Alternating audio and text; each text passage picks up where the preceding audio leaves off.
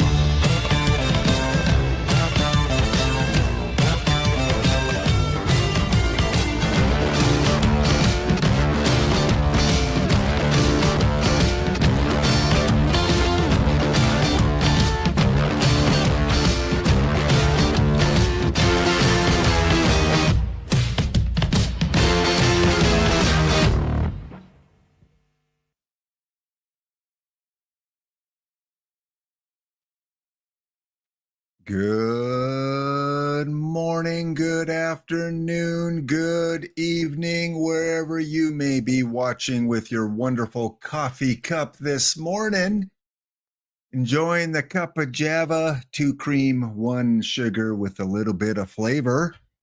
Got some hazelnut going today. Use the carafe. We are settled with some good brew, good company, good spirit gaming competition. And Ezra Denny was first in the chat today. And Ezra Denny and I are currently playing in the 5L in round number 2 for the hopes of moving on to round 3 and the bingo round. Welcome in, everyone. What a time for OOTP. Here it is at 10:30 in the morning my time, and we've already got 4-5 people streaming OOTP. Back when I started, it'd be like crickets at this time in the morning. Crickets. Maybe there'd be one. There was one, Tranquil Farms. He would stream like 12 hours a day, almost every day. So you could find him on almost every time. But now we got so many people that are passionate, in love with the game. And here I am. Welcome in, everyone. If you're watching me right now, you should be getting the main drops. If someone can confirm that, because usually I don't have main drops on Fridays. Usually they put them on my Tuesday stream. But because I didn't stream Tuesday, I asked if they could flip it, because we got PTWC talk, we got bingo talk, we might even squeeze a bounty in. Yeah, what's that? Java. Yeah. Java, A. Don't forget the A and the Z. We start our alphabet with A and we end it with Z. Unlike you Americans. Come on, you're not even on the imperial system yet. You guys are so behind. Inches and miles. Jeez. Mind you, I've never heard a song that talks about kilometers and liters. Like anytime you hear a song is, I've walked 500 miles and I can't walk anymore. You never hear, and I could walk 343 kilometers. 10-gallon hat. You never hear 23-liter hat. I guess maybe you guys are ahead of the curve. I don't know. Cub fan Steve in the house. Wizzy in the house. Couldn't even stay in the 5L long enough to make the stream. Well, I may be out as well. In fact, my bingo checkers. Let's take a quick peek where we are, and then we'll look at the bingo card today. So we're currently about to sim game number 5 in round 2. And well, Kato's still in it. So Kato, as long as Kato wins one of the next 3 games, he's good to go. Pack Attack is up 3-1. Franchise Time Machine is up 3-1. 2-2 between Real Teddy O and the Wolf Pack. Chalupa and BD Cable tied at 2. We've got the Wookiees. Where is my Stormbaka? I haven't seen Stormbaka in a few days. Must be busy working. They're taking on the Billy Goats, tied at 2. Crickets are up 3-1 on the Ghosts. That is Senator Zero. There's Ezra and myself, locked at 2. We're going back and forth. I win, he wins. I win, he wins. My turn today, Ezra. And EVC sweeping. Arthur's. Oh no, one of my bingo checkers has been knocked out to EVC. Philly and the Tootsie Pops tied at 2. Caballeros, Famarte, and Michael OCPA tied at 2. We got the Outlaws down. That is, the Whale King down to Cooperstown, who won it yesterday. Cooperstown, I believe, was the winner yesterday. If not yesterday, the day before. They've won recently. They're up 3-1. We also have Auburn getting skunked. They get skunked. Ryan Antoine gets skunked by Tay Morris and his Danes, who won this on the weekend. I believe they won it on the weekend, maybe Monday, but they are a recent winner. Man, so hard to win these tournaments. Cub fan Steve going up against the King content creator. 2-2 between Cub and Spore. Both could use some points today. Atlanta Ground Bones, one of our top 3 competitors, points-wise, is down 3-1 to VR Mind. So VR Mind trying to prevent Atlanta from getting any more points today. And another top point getter, Death from Above, the Richmond Assassin Squirrels, taking in on our vacationing Castanar, who should be back next week sometime, off of vacation. So that's where we're sitting as the next game is about to be simmed. Okay, we'll get back to that in a minute. Let's get back to the slide deck here. Go on with the show. Again, welcome in, everyone. This is an unusual Friday stream for me. Every once in a while, I have to flip days around because, you know, things get in the way, sometimes in a good way. And the main drops are on. That's right. You should be getting the main drops right now. Hour and a half, I believe, as usual, getting those packs.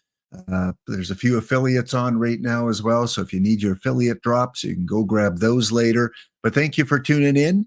And let's do the shout out of the stream. Ezra was first in chat, so he kind of deserves it. I did mention EVC, so he could pop up. Exclamation cool. One of my subscribers or one of my mods, or it might work almost for anyone. I can't remember how I have that set. Exclamation cool. I might have to give more privileges. Kynan's guessing franchise. There it is. Thank you, Kynan. And it is Edwan. Okay, we haven't seen Edwan really pop up here before. So Edwan is our affiliate streamer of the day. Edwan streams at miscellaneous times, plays a lot of Perfect Team. He's involved in a lot of the iron tournaments. So if you need some iron help, Edwan's the guy to go to. He does some modeling in his off time. You can catch him walking down the runway, showing off his OOTP stats. And he also does some live spec. So live spec is the beginning of every month. This month, it'll be actually September. It'll be on the 8th when the live cards get readjusted. So a live card that is a 78 could be an 81. It could be an 85. It could be a 62. Live cards will change their ratings until the end of the regular season based on real life performance. So Mr. Schwarber, maybe he goes up. Could we see him go up to perfect this year?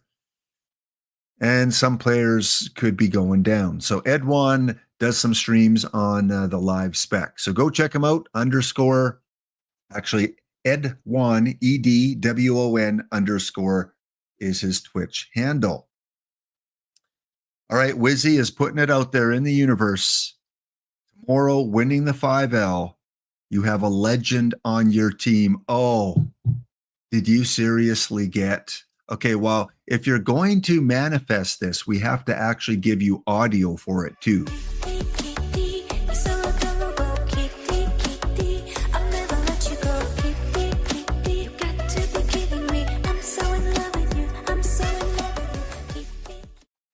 Drafted today. Who is your silver? Oh, what?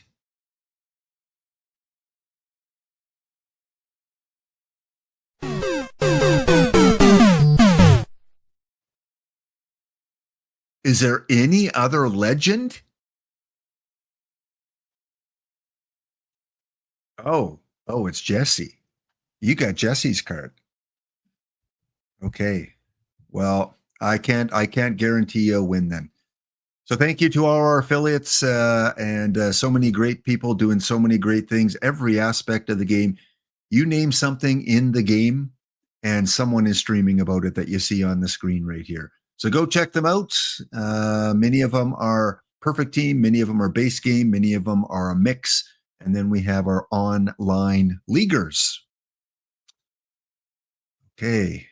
Where do I want to go next? I want to take that comment off because I thought you drafted a different legend.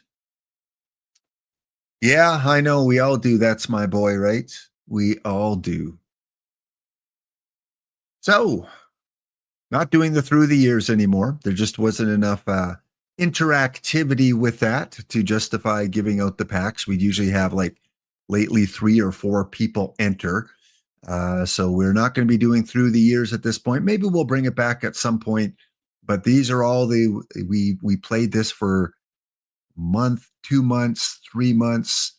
We had 4.5 months, almost 5 months of playing through the years, where you would go head to head against different real life opponents, and I had a lot of fun with that. So maybe we'll bring that back at some point. But Tuesdays are basically focused on bingo. This is your bingo card today. Last week it was A-Dub and MWB that were the random winners, because after 7 games, after the entire third round, we did not have a single bingo. No bingo, none. So we put everyone on the wheel. We spun the wheel, and A-Dub and MWB were our 2 winners. So I will put out the Google form in just a little bit. If someone is in the 5L, like Ezra or someone else, that can kind of give me a heads up when we're heading into game number 7, I guess. Because I think we just finished game number 5. So probably we'll put the form out in about 10 minutes. But I do kind of want to walk through your different options here. When I send out the Google form, you are going to select one line that you think will be the first bingo. Now, we always have 2 winners. So if 3 people bingo at the same time, then we go to the tiebreakers to determine the winner on the Google form. And if we don't have any bingo winners at the end of game 7, we put everyone on the wheel. So we're looking for 2 winners. However, if there's only 1 winner, they will get all 10 packs. If there's 2 winners, they'll each get 5 packs each. And if there's 3 winners, the tiebreakers determine who gets the packs. So line number 1, we need an inning with 7 or more runs. Always a tough one. That's one of the tougher ones. One team using 5 pitchers in a game. That's tough too. You need extra innings. You need a long game. A rain delay sometimes. Going down the B column, 18 plus hits by one team. It's been done a few times. Rain delay. We always get rain delays, but will we get them? Will we get them 40 minutes or longer? And at the bottom of the B column, both pitchers with a complete game. That happens pretty much every time. So that one is a lock. That's going to happen at some point. Line 2, a 13-inning plus game. A game must go at least 13 innings. A player of the game is an iron, a low iron card, which is tough. Usually if it is, it's a pitcher, like a Rabu one time. A 2-0 win. We used to have a 1-0 win, which happened quite a bit, so we changed it to 2-0. We didn't even have a 2-0 game last week. 10 strikeouts by one team. It's not too tough. And at the bottom of the eyes, both team, same number of hits in a game. So both teams get 7 hits, 8 hits, 9 hits. And again, that's pretty common to achieve that one. Under the ends, one pitcher throws exactly 100 pitches in a game. Kitty or Johnny N are players of the game. Only one of those 2 players has to be a player of the game. Of course, you got your free space. A home run by both teams in the same game. Rare. We don't get that one at all. I don't know if we've ever had that. Maybe once. A game lasts more than 3.5 hours on the time clock. Under the G's, 5 plus errors by one team in a game. We'll probably see that. A blowout, 8 or more runs at the end score. Visiting team wins 6 of the 8 games, which can only usually be done up until game number 5, because there'll probably be some sweeps. Walk-off home run, a sweep. So it's going to take at least 4 games to knock off that one. And under the O's, a team with less than 4 hits in a game, a final score of 7-6. A team with 7 or more walks in a game. Player of the game is exactly rated 60 overall. And 4 plus triples. Both teams, 1 game. We also have the 2 diagonal lines, line 11. Again, you can see the ones that involve that one. And line 12. You can see the ones that involve that one. So I'm going to put the Google form out now. Actually, no, let's take our break now. And when we come back, we'll go and see how many kitties and how many Johnnies are still in the game. So stay tuned. We will be back. I will put out the form in a couple minutes.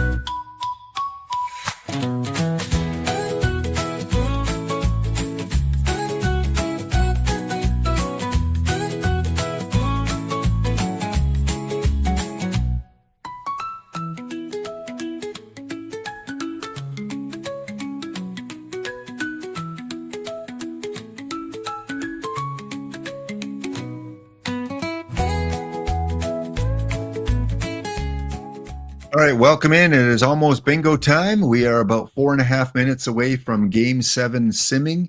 This is the bingo card that you're going to see on the Google form that'll come out in a few minutes. But before I put that out, I want to show you guys how many Johnnies and Kitties are still in the tournament.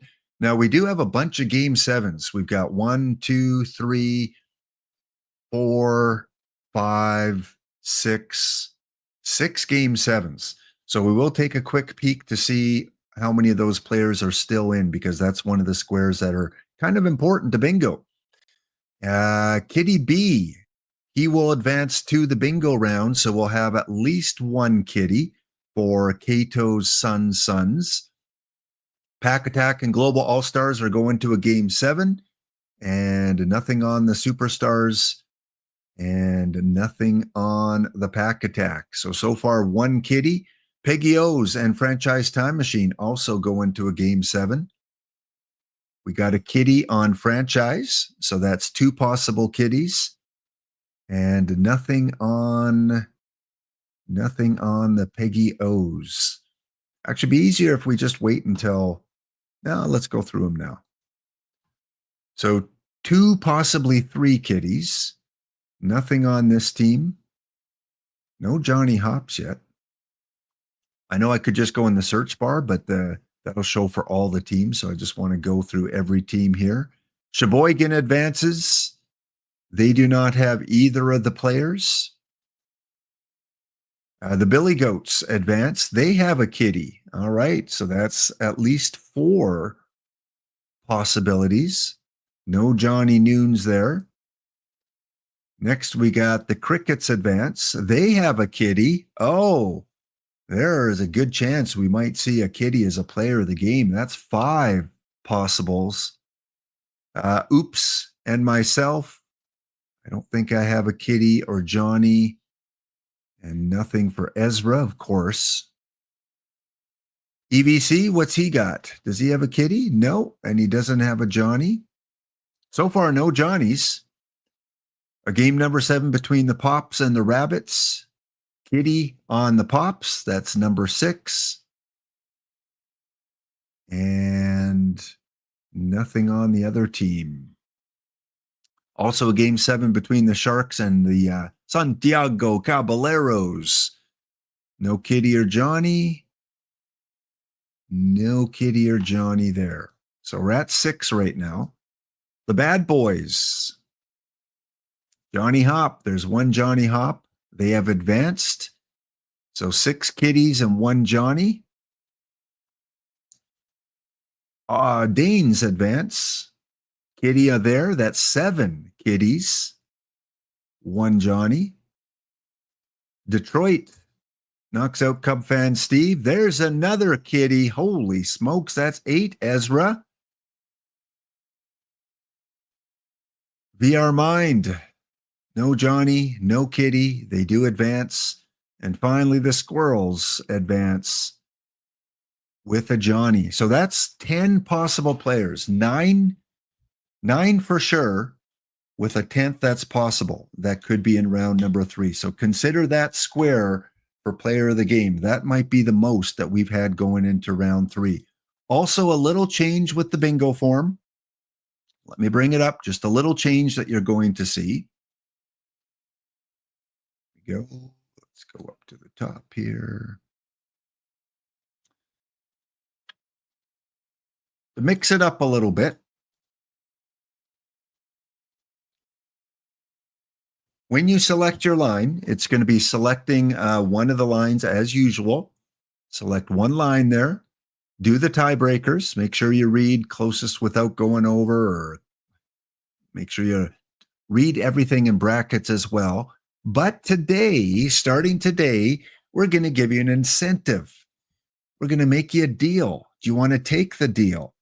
We are going to spin the wheel with all the different choices on the bingo squares. All the squares are here, all 24. So let's spin it first. 1, 2, 3, 4, 5, 6, 7.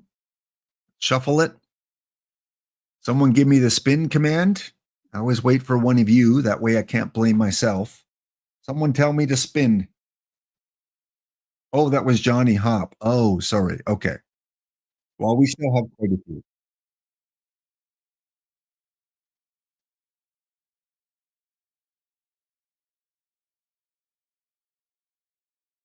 All right, 4 plus triples, both team, 1 game. So if we go to the bingo form, that is this one right here. If you select line 5, line 10, or line 11, if you select any of the lines that has that square as part of the bingo, and you are a bingo winner, you will get an extra 5 packs. So, do you want to take the deal? Are you going to select one of those 3 lines to try and take advantage of the extra 5 packs? Or are you going to select a different line? Remember, there are only 2 winners, so it may come down to a tiebreaker. Not everyone that bingos will get packs because I can't give that many out. So we always go with the tiebreakers to determine our 2 winners. But if those winners have selected one of those 3 lines, 5 packs to one of them extra. So at the most, I'm giving out 15 packs, 10 to one team and 5 to another. Who that will be, who knows? But let's put out that bingo form now. Remove that.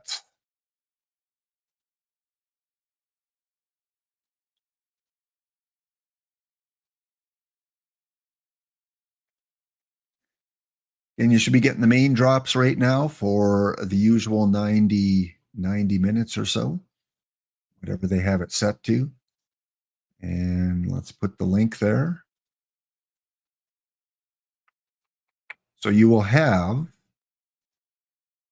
less than 10 minutes before we close it off. Give me 1 second.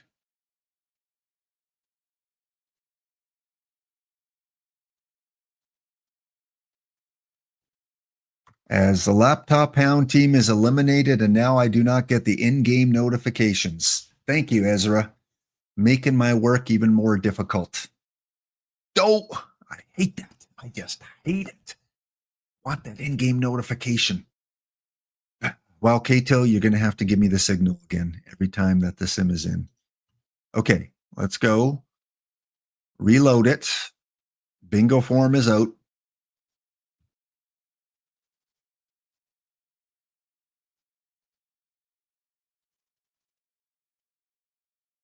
I don't see A-Dub in the chat. Is Arthur's in the chat?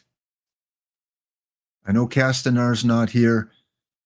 It may be a long bingo process today. You and I, Kato, might have to cover like 2.5 sections each. We might have to go real slow. Kynan, you can bingo check? Oh, awesome. Good. Oh, have you, Arthur's? Okay. Sorry, I'm just looking at the most recent chat. Okay, I don't see A-Dub, right? Okay, Kynan, you are taking the B's today. Arthur's, you got your usual N's. Actually, Arthur's, you're going to go with the G's again for that Castanar usually does. So Arthur's with the G's. Kato, you've got the I's. I've got the O's. And then Kato, if you can take the top ends and Arthur the bottom ends, so give you a little extra duty, at least until A-Dub gets here. I'm sure he'll be here at some point. So in the bingo round, we've got the Suns taking on the Pack Attack. We got the Hooked on Phonics taking on the Shoreview Wolfpack. We've got the Sheboygan Pub Enthusiasts taking on the Billy Goats. You got it, Kato. You don't even have to wear a patch. The Crickets taking on Ezra's No Bums. EVC taking on the Philly Rabbits. The Famarte team taking on the Cooperstown Bad for Life. Is that you, Kynan? I think that's you, right? That's your theme team? Oops. The Danes taking on the Lions. And VR Mind taking on Assassin Squirrels. Man, there is not a team I look at here and going, they're in trouble. I'm not familiar with the Philly Rabbits, though. But everyone else here has at least one point in qualifying. And so competitive. All right, you got about 4.5 minutes to get your bingo entry form in. Let's do an official check. How many kitties? We got the Crickets. We got the Phonics. That's 2. 3 with the Billy Goats. 4 with the Suns. 5 with the Danes. 6 with the Lions. So I believe we've got 6 kitties. And Johnny, Jonn. I don't think we have any Johnnies. Oh, we do. But none of them that are still in the tournament. All right, so 6 kitties. Will one of those kitties be a player of the game in round number 3? Pretty good chance. 16 teams. About, what is that? Just over 30% of the teams have a kitty. Okay, let's see. BD Cables, Cricket still alive. Like I said, this is a tough set of round 3 opponents today. All right, we are going to do a bounty. Hopefully, there's enough people here to fill it. If you're willing to do a bronze bounty, please put a 1 in the chat. If you can do a bronze bounty, traditional tournament, put a 1 in the chat. Because we would fill it right now. Oops, and the game crashed because Lap hovered over the screen too long.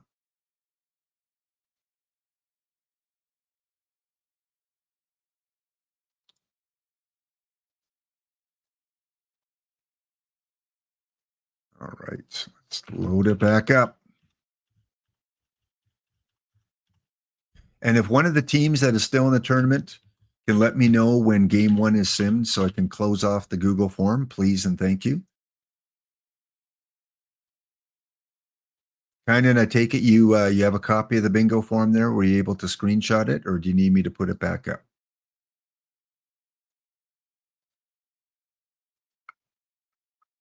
If you need it back up, there it is right there. All right, couple minutes away for game number 1. And round 3 is an important round because if you win round 3, you're guaranteed at least 1 point on the overall leaderboard. And the leaderboard doesn't include yesterday's score, and it doesn't include a few of the late run teams from Tuesday.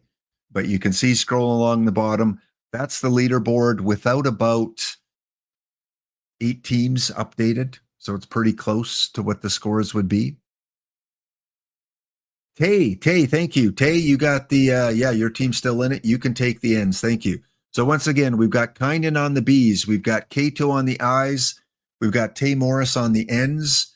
We've got Arthur's on the G's. And I've got the O's. Well, thank you so much. This should go a lot more smoothly now. I was worried because Cassinar on vacation. A-Dub probably doesn't know there's bingo on a Friday. So thank you guys for filling in. And thank you, Arthur's and Kato, for your dedication to the 5L bingo. Hope you're rewarded with a win at some point. So we might have enough for a bronze bounty. Let me check where it's at right now. 2 out of 16? Yeah, let's do it. Let's do it as long as the team that knocks me out is in chat. So bronze bounty 339 are the last digits. If you want to get in on that and you're in chat and you knock me out, you'll get 5 packs today. Not going to do a perfect draft bounty today. We're only going to do the bronze one because with the bingo going on, not enough time to draft a team and check on the bingo. Pretty much have to have all eyes on the bingo for that full 7 games. Unless we get a bingo in the first 2 games, then we have time to do a perfect draft bounty. Also coming up later, some PTWC hype. That's right. We're going to hype up the PTWC.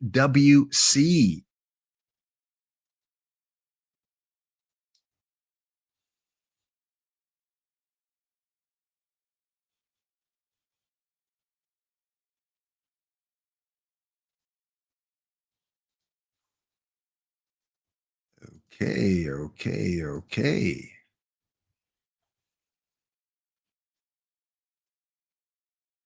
Who do we have in the bronze that I recognize? 9 teams so far. Beaverton, so Arthur's. Real Teddy O, are you in the chat? Ted D.O. Weirzy, are you in the chat? Tiger Cub, are you here? The Rebels.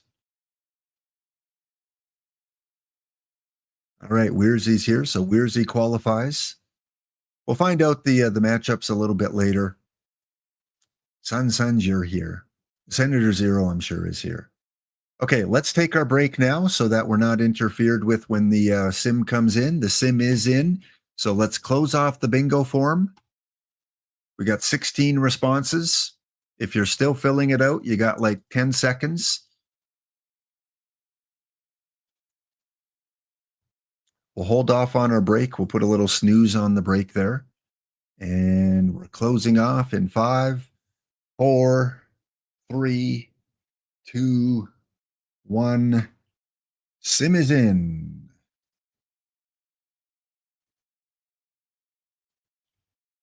All right, I will go and open it up and I'll check off the O's first, and then I'll ask our bingo checkers, starting with the B's, working our way to the G's. And let's make that a little larger. So we're ready to go there. Bingo form turned off. Good.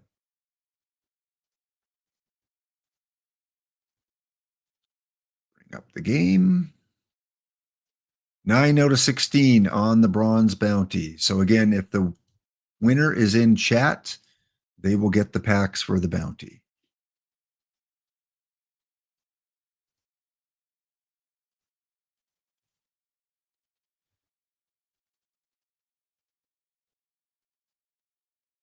All right, let me get my copy of my bingo form ready to go. There it is. And go to the actual.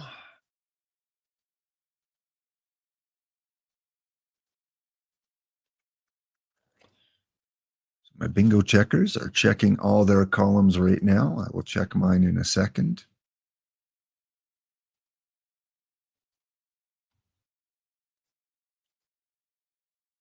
Okay, I think we're ready there.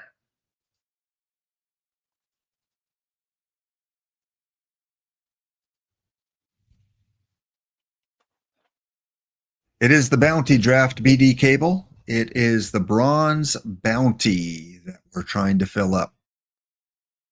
339 were the last 3 digits. So I'm looking for a team with less than 4 hits.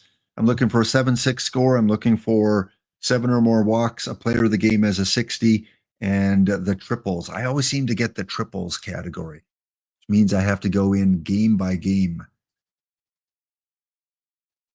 All right, I can check some of the easy ones here. Less than 4 hits. We've got VR Mind, only 3 hits. So we get to cross that one off in the O column. Do we have a 7-6 score or a player of the game as a 60? We got a 61. We have a 44, 68, 69, 66, 69, 69, and a 60. Edwin Jackson. The O's are looking good today. It's another one to cross off. Did we get a 7-6 score? Oh, we did. Holy smokes. O's could be the winner today. 7-6. So now I got to go in game. Check out the results. Now I'm looking for 7+ walks and 4 or more triples. Pack Attack win game 1 over Cato. We got 3 walks, 2 walks, triples, none. Game 2, Wolfpack win it over Franchise Time Machine. We got 4 walks and 1 walk. We've got no triples. So they are a little tougher categories to get. The Billy Goats take out the Pub Enthusiast. 2 walks, 3 walks, no triples. Ezra Denny, hot off his Game 7 victory, takes Game 1 from the Crickets. BD Cable goes down 1. 5 walks, 1 walk, 1, 2 triples by Taylor, and none from the other team. Does not count. The Rabbits take out EBC 4-3. 6 walks and no walks. And we've got a triple by Pumpsy, triple by Langsford and Hamilton. 3 triples, 1 short. Next up, Cooperstown. Kynan with the victory over the Caballeros. That's the 7-6 game. Walks are not met, and triples, we've got 1, 2, 3. Normalization not letting us get that 4th triple. Sporer wins game 1 over the Danes 3-2. Only 2 walks in the game and no triples. And the final O to check. Richmond Assassin Squirrels take out VR Mind. 3-hitter. No walks by one team, 2 by the other. And we've got Guzman, Hop, that's 2, and none from the other team. Okay. So we got 3 O's early and then nothing else. So let me go to the bingo card.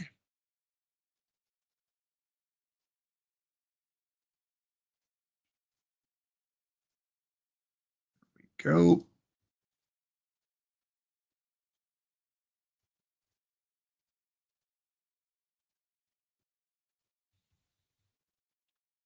All right, a team with less than 4 hits, check. 7 score, check. Player of the game is a 60, check. Let's go to the B's. Kynan, what do you got for us? Any B's? Oh, you got the Trey Turner variant. Congratulations, Wizzy. There you go. Giving some good packs. Cub fan Steve hoping for the O's. You can't find the bounty? Well, maybe it's full. I don't know. It's a bronze quick. It should be ID 339. It's probably filled up by now. Kynan, B10. Thank you for highlighting it. B10. We get the cross off.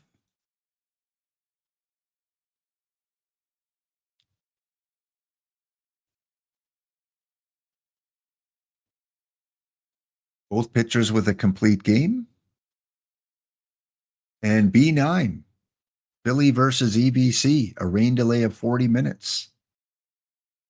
Unfortunately, the break kicked in. Cato, I don't know if you can hear me. If you can hear me, Cato, let me know what the eyes are.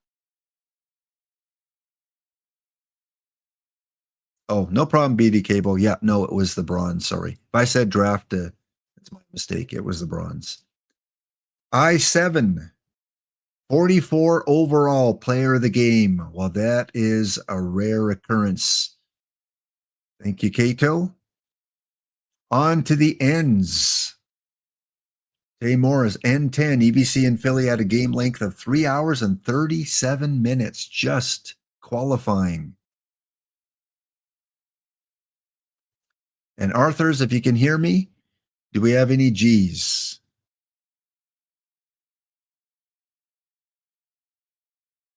Otherwise, we'll have to wait till the break's over.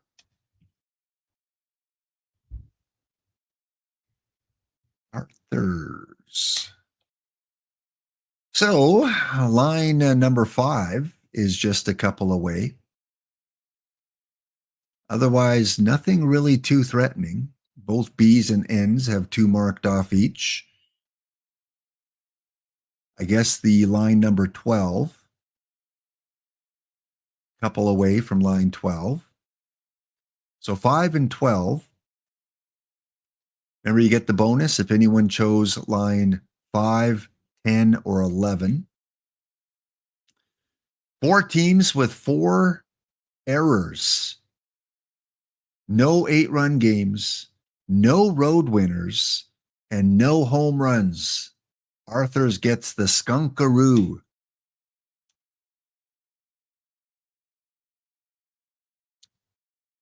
All right, next sim should be coming in shortly. That's what our bingo card looks like after game 1.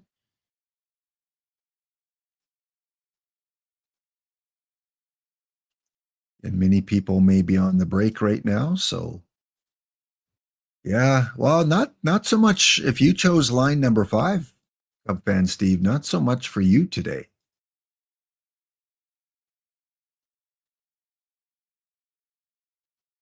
Now the wheel spin kind of gave you guys an easy one, an easy decision. I think it's a no-brainer that you pick one of those 3 lines because I think all 3 of the lines weren't too difficult. Second sim is in. Thank you, Death.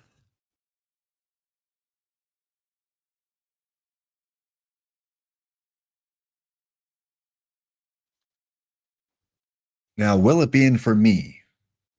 Sometimes I'm even more delayed on getting the sim than you guys. So before I show it on the screen, I'm going to make sure that it actually shows game number 2 in.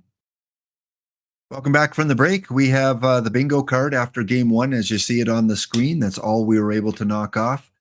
2 B's, 1 I, 2 N's, 1 with the free square, of course. No G's, and 3 O's.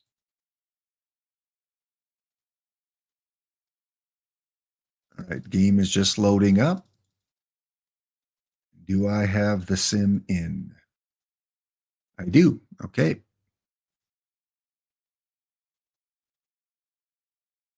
Ezra knocked me out, so I don't get the in-game sim notification. So we're looking for the walks and we're looking for the triples. So I need to go to each game. 2-0 for the Pack Attack. Kato finds his team down 2 games. 1 walk and 2 walks. Triples, we got Kenny Lofton with 1. And that is it. Over to the series between the Wolfpack and Hooked on Phonics. It is now a 1-1 tied series. Phonics winning in 12 innings. Triple by Suzuki. And walks, we've got 5 by one team, 4 by another team. Doesn't meet what we need. 2-0 for the Billy Goats over Sheboygan. 3 walks, 7 walks. There you go. Edwin Jackson gives up 7 walks. We get to cross off another O. All we're looking for is the triples now. Infante and Sant'Angelo, 2 triples. Oops, up 2-0 over the Crickets. No triples by one team. Jack Wilson gets 1. The triples will determine our bingo winner, I think. If it happens, it may not. Philly Rabbits win in extra innings. They now have a 2-0 lead over EBC. Probably not a lot of triples in that one. Nope. Sant'Angelo wins game 2 over the Bad Boys. Doubles, no triples.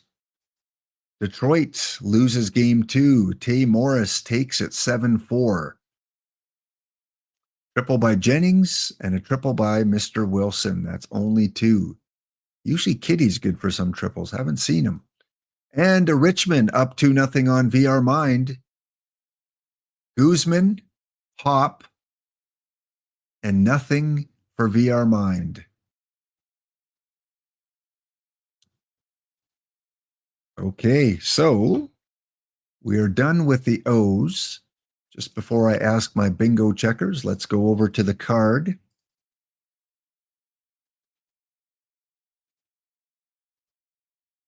We still got 4.5 minutes until the next sim comes in. At this point, not much of a rush. It's always that first game that is a little bit of a rush. Okay, so we get to mark off one more O.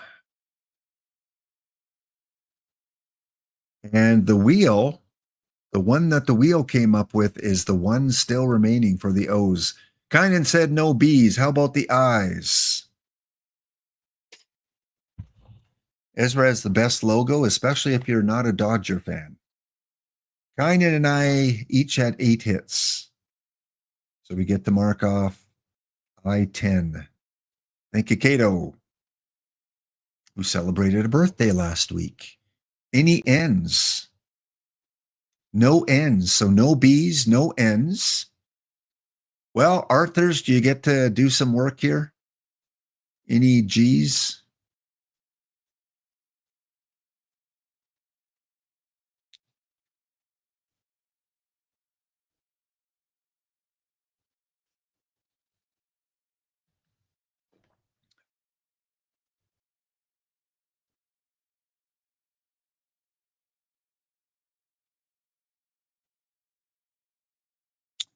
Arthur's double checking. Spore with 6 errors. What a guy. That guy can't even hold a glove. 6 errors, G6. All right. Well, we do have at least one marked off in every column, one marked off in every row, at least one marked off in each of the diagonal bingos. So after 2 games, this is what it's looking at like. Line 1, we're 3 away. Line 2 is 3 away. Line 3 is 3 away. We need 4 for line 4, 1 for line 5, 3 for 6, 3 for 7, 3 for 8, 3 for 9, and only 2 for line 10. Line 11, 3 off, and line 12, 2 away.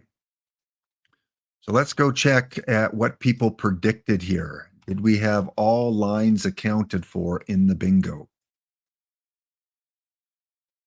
16 entrants, at least 10 packs given away, maybe a few, maybe 5 more.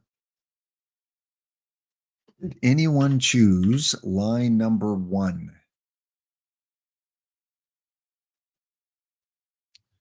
No one chose line 1. Interesting.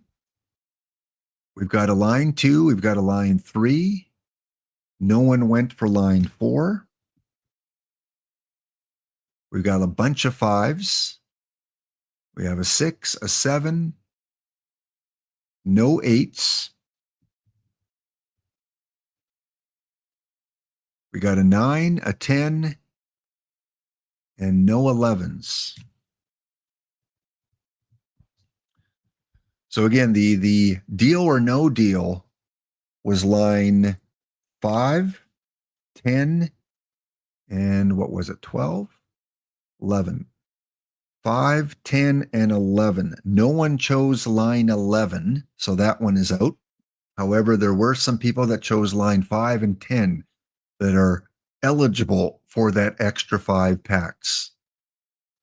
Of course, it may come down to tiebreakers to determine that. All right, let's take that off. Go back over here.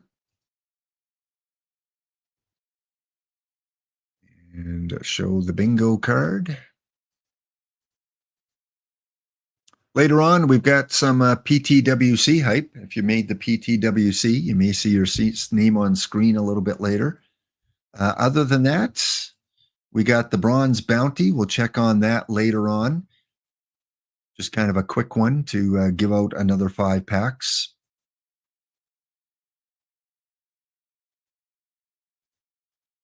And we got about 20 seconds to go before our next sim comes in. All we need is 4 or more triples. Last week, we did not have a single bingo after 7 games. I think we're going to get one today.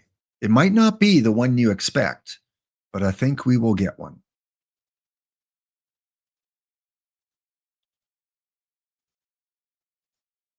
Okay, let's just see if that filled up that last bronze. It must have.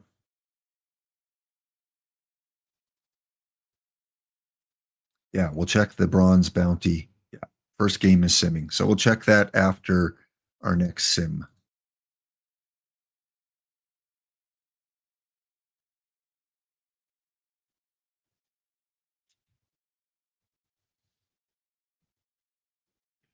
This is your first time taking Johnny Damon in silver. You were torn between him and Bob Walk. Yeah, there's, again, 3 or 4 pitchers. Walk isn't on my top priority. It's either for silver, Tewksbury, Barr, I think, is pretty good. I think that's the guy I'm thinking of. And then there's a newer one that came out recently. I do like that Cristobal. Like, if Cristobal's there, I think I'm going to take him as my first choice. Guzman's good too. I think it's Chandler, the future legend Chandler is pretty good. I do like the new outfielder that came out a couple weeks ago, the silver guy with good defense and really, really good BABIP and gap power. I can't remember who that is. Someone like a Curtis Granderson or something, someone kind of from that era. So there are a lot of good silver choices. At the beginning, silver was like, there's no one really good. The thing I hate is when you get to the silver round and like half of your choices are relief pitchers. I really wish they could take out relief pitchers because not many people are going to take a relief pitcher. Not in the 5L. 6L, maybe. I could see it. Romero, yeah. He's a Baseball Reference 7 card, isn't he? He's good too. There's a handful. You should get at least one really good silver choice, unless you get 8 pitchers that are relievers. That one bothers me. And in the 6L, the round where you have to take 5 cards, I think it's the second last round in the 6L. I hate it when there's catchers and relievers in that round. Sometimes like half of the choices are pitchers. And by that point, I have most of my pitchers. Lone Star back in the house. All right, Sim is in. Will we have a bingo? Let's go over to the screen and check it out. No spoilers, bingo checkers. Wait until we go through the games. There we go. There we go. There we go. And there we go. Okay. And because my screen is full of tournaments I'm currently entered in, I have to go to your tournaments and all the way. Oh, it's at the top this time.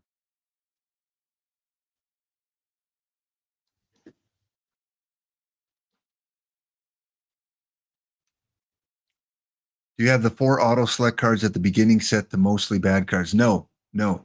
However, it is set to have no catchers and no pitchers because you don't really need catchers early. You can pick your own.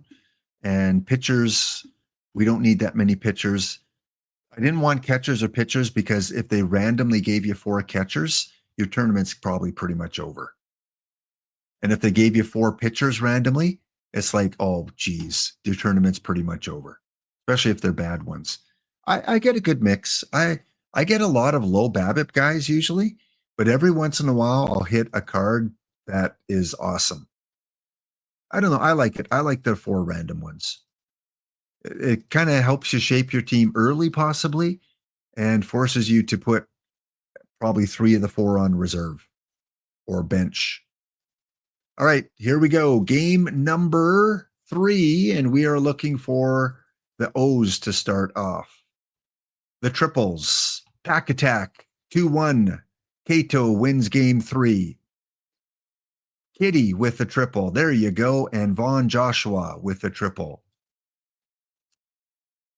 Phonics take games 2 and 3 to take the series lead over Shoreview. Sheffield, only one with a triple. Cub fan Steve holding his breath. Looking for that final O.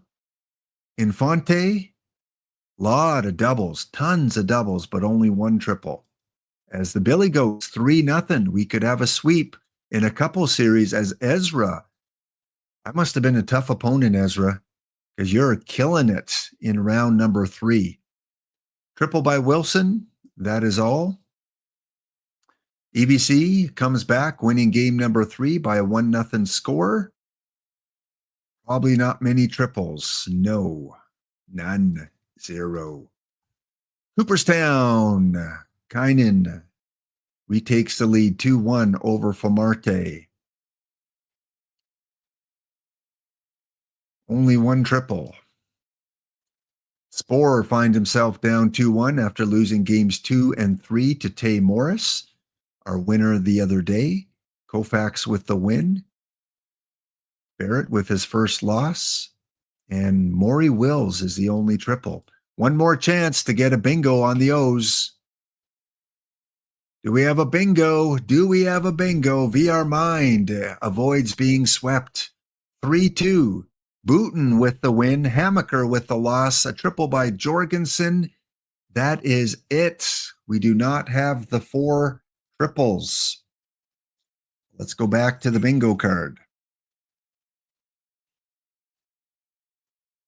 We have a couple sweeps possible.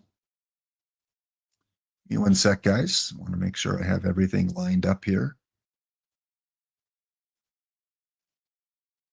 A little bit later on, some PTWC talk and hype. I didn't have anyone take me up on coming on stream, the tag team, and talk about the PTWC.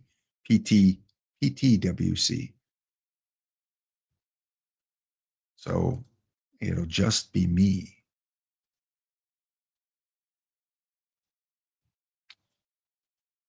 All right, come on. No O's. Do we have any B's? Oh, wow. Oh, Max? He said DM me. I don't see everything on screen. I need those DMs because I always see those pop up. But yeah, if you're willing to come on after this bingo, I'll send you over a link. I'll Discord you a link if you're still available. No B's from Kynan. All right, Kato, any eyes? Do we have any eyes?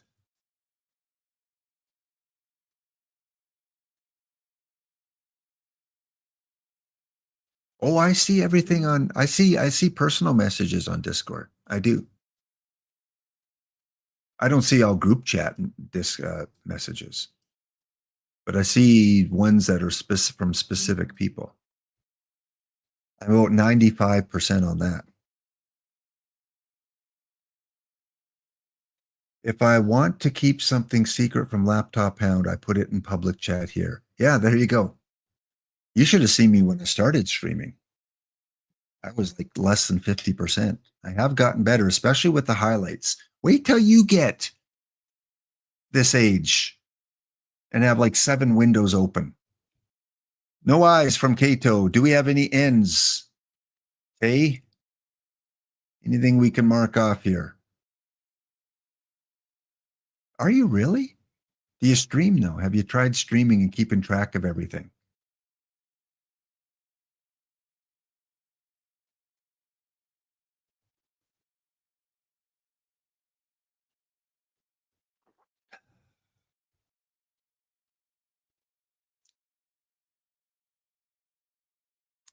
G's? Arthur's? You would do it, but your wife says your man cave is not clean enough. Well, you should. You should do it anyway. Just blur out your background.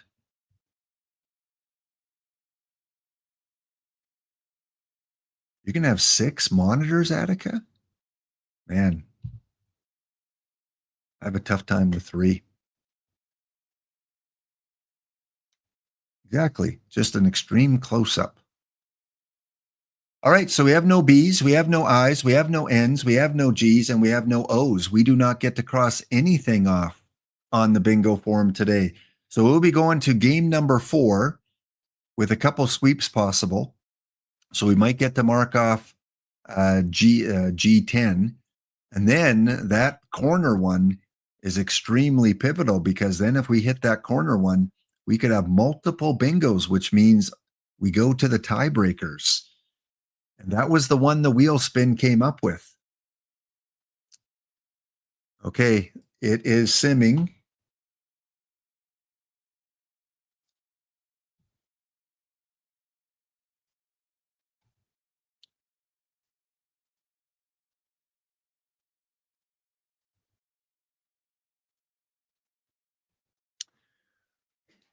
Yeah, we could have so many bingos. No one chose line 1, line 4, line 8, or line 11.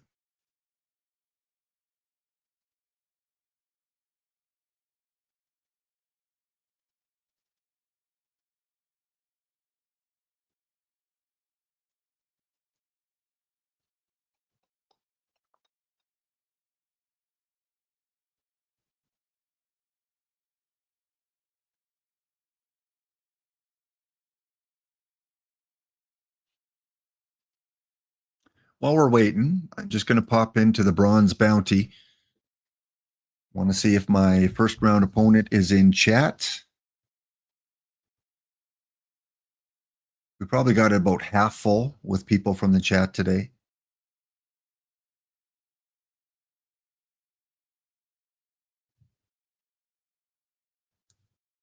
I don't get called bro. I was called bro today. Bro. Usually it's like Gramps. Michigan Wolves. I don't know. Is the Michigan Wolves in chat today? I will check to see. I don't want to assume they're in chat. Tiger Cub, if you have a chance, if you're here, please just ring in because you are first up in the bounty. And if I happen to beat Tiger Cub, then I'll take either Better Off Ted or the Browns. So please let me know. Bromer. You guys are just making up words now. Show me Webster's that says Bromer.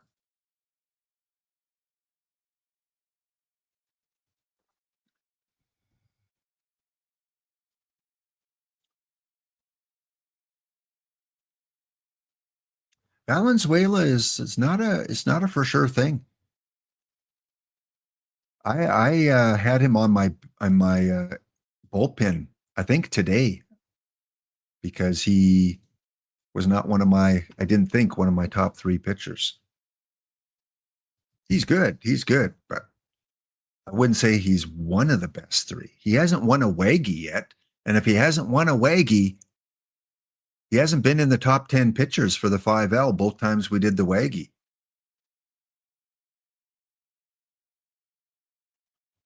Maybe he'll win it next time we show him off. All right. Is this the one? I lost to the ground bones in round 1. So we're looking for the triples. Pack Attack up 3-1 on Cato.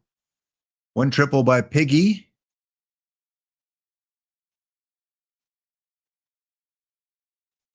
Hooked on Phonics also up 3-1. Triple by Wickland.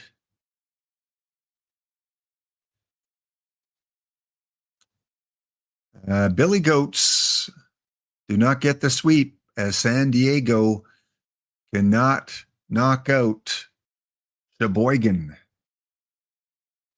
Got a lot of home runs, no triples. Ezra also cannot get the sweep. No sweeps today, folks. So line number 10 and line 4, I think, are done. We got 1 triple, 2 triples, 3 triples. Philly Rabbits up 3-1 on EBC. Complete games by both pitchers. We have a home run. No triples. Cooperstown, a 3-1 over Famarte. We got 1 triple.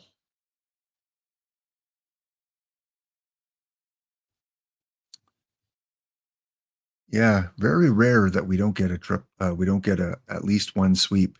Detroit ties the series 4-1 over Tay Morris's Danes. Valenzuela with the loss, Bankhead with the win. Lot of doubles, no triples. 1 more game to check. VR Mine ties it up after losing the first 2 games. They win back-to-back. And no 1 triple by Mr. Thomas.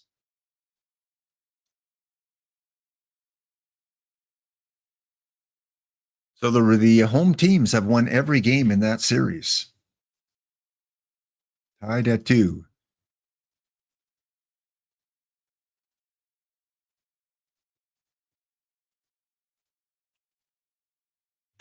Bees, Kynan. You have anything that you can knock off for the Bees? Cato, anything with the eyes? Hey, Morris, anything with the ends? You guys have a pattern going. Arthur's, anything with the G's?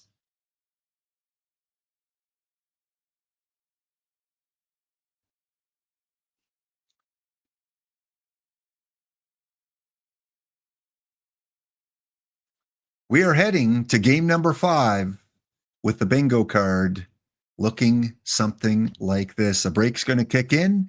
We'll be back in a couple minutes. Will we get our bingo today, or will everyone go on the wheel and we'll spin a couple random ones? Be back in a couple minutes.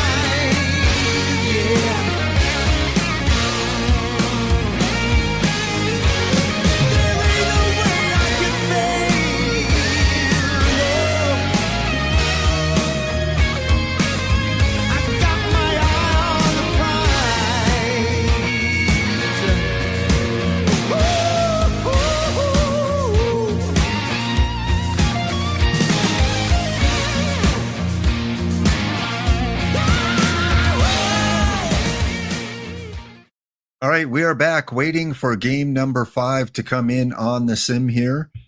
Again, a couple of the bingos now are not possible. Line number 4 and line number 10 cannot be achieved because there was not a sweep. All 8 series, I said right off at the start of the show, the bingo, I said, we've got all these teams in round 3 are just hard competitors. I'm not familiar with the Philly team, but the other teams are just such hard competitors. It's tough to see any of them being swept. So those lines are impossible. And in fact, no one chose line number 4. However, there were some choices for line number 10.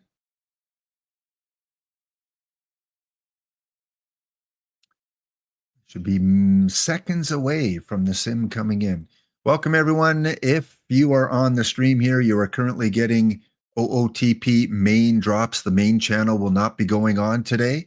So they have put the main drops on my stream because usually they're on my stream on Tuesdays. I did not stream on Tuesday at the usual time. So they just transferred them over today because there wasn't going to be a main stream today. So they thought, you know what? Let's give these guys their packs as long as they're here. If you see anyone in Discord later going, is the main channel coming on today? Just go, yeah. Lap had the main drops. He told you about it yesterday. He put it in the Discord. He's here right now. It's on his little tagline. There you go. Main drops are on. Coming up later, Max LP is going to join me. And if anyone else wants to join me on stream, Death from Above, if you want to test your audio skills and talk about the PTWC, I'd gladly have people on. Of course, you know, no hate speech, no swearing, no disrespect to the game, all that other kind of stuff would apply. Sim is in. Kynan is shaking his head.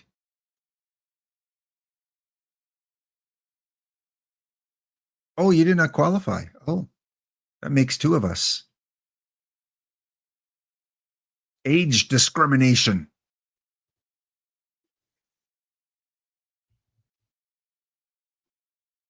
Yeah, we'll go through a big dive on that a little bit later with Max. Max has qualified, and Max is again really good. Perfect team tournament player.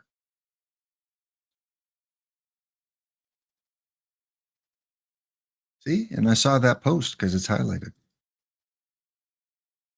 Kitty with the walk-off single. Okay, the pack attack with a 3-2 lead. The triples will do it. Let's get a bingo here. We came close a couple times. Piggy with the triple in that game. Pack attack can finish off the Suns in game 6. Hooked on Phonics wins their series, so we have at least one series done. And Franchise Time Machines, alternate team, will get at least 1 point. 1 triple there. The Billy Goats cannot close it off. Sheboygan with back-to-back wins. Triple by Cam. The only one. Sheffield with another home run. Man, he is killing it. Which Sheffield is this? The 65. Sheffield has 3 home runs. 4 home runs in the tournament. Rarely. This is amazing. Rarely does a player get more than 3 home runs in this tournament. And we're not even halfway through yet.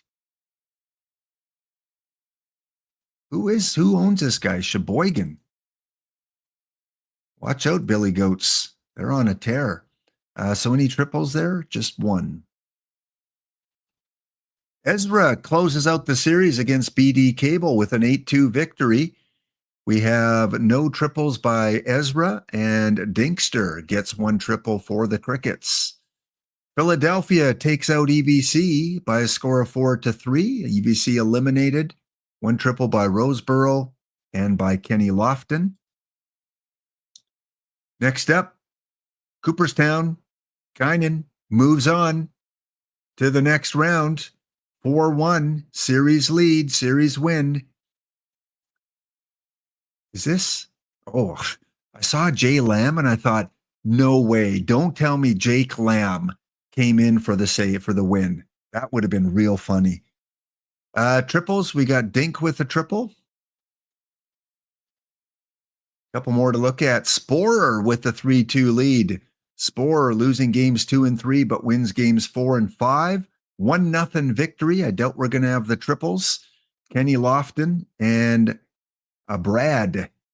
2 triples out of 8 hits. And finally, VR Mind, after losing games 1 and 2, will come back to wins game 3, 4, 5. This one is a 4-2 victory. And we have a triple by Mr. Beltran as the only triple. So once again, line number 10 cannot win. Line number 5 does not get the bingo. Let's go over to our bingo checkers. Kynan, do you have any Bs for us, please?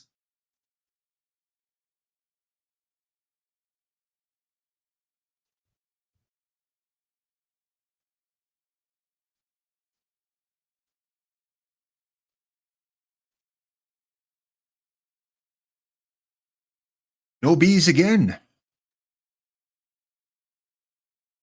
Any Is? We have not had an extended extra inning game yet. And Tay Morris says no ends. This could be the second game in a row without a single bingo. I might have to change the categories up. But you know what? These get hit. All of these have been hit at some point. Any G's? I can't believe a kitty has not been player of the game yet.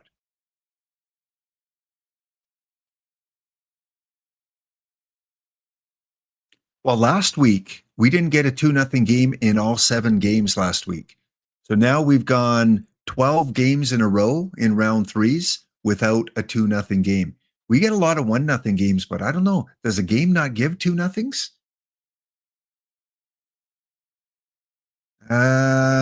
Cato, 12 innings was the longest, so we almost got there. Walk-off home run for Dink. That is one of the toughest ones to get. A 2-run shot for Mr. Mothel. So now line number 11 comes into play a little bit. We cannot have line number 10 or 4. Yeah, exactly, Kynan. Yeah, worst one to have. So this is what our bingo card looks like right now. So we got about a minute and a half before game number 6 comes in. What was it? Did we have on the O's? Did we have 4 O's after the second game? I think we did, didn't we? We had 3 marked off in game 1, and then we had 1 marked off in game 2. I thought for sure. I mean, triples are tough, but it's not the toughest category. Oh, you know what's funny, Kynan? I got knocked out in game 5 today by the ground bones, and look at the score at the top.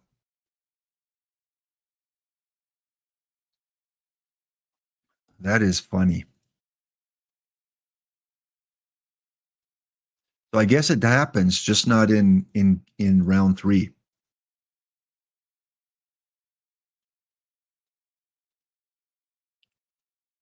All right, so we're about a minute and a half before the next sim. I do want to check that Dink home run. Where was it? Sheffield. 2 different teams got a home run by Sheffield. Sheffield, none. Johnny, there's Dink. 2-run shot in the bottom of the 9th inning.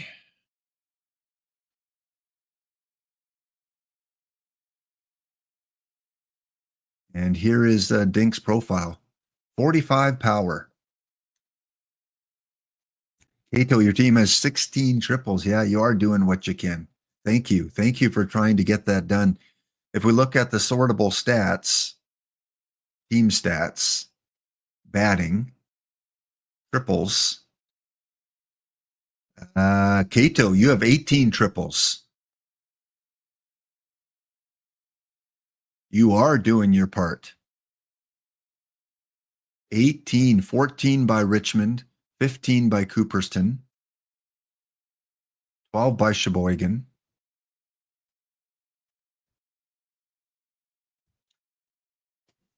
It wasn't your dink, no. It was not your dink that got the 2-run shot. I think it was Sheboygan. Sheboygan's dink. Or maybe it was their Sheffield.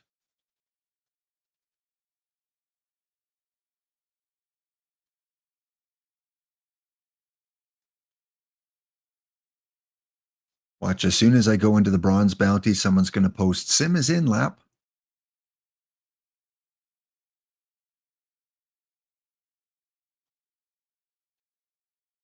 I am playing Tiger Cub. I didn't see him in chat, though. I wonder if I see him when I tag him, I'll know he's here. Yeah,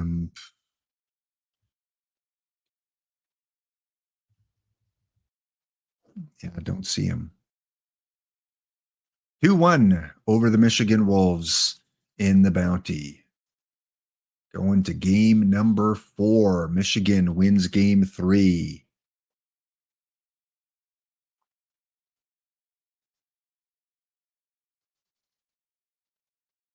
So, Max, this will be your 20-minute warning. I'll send you the link in a few minutes. So 20-minute warning, because we've only got 2 more games to go in the bingo round. We do not carry it over to round 4.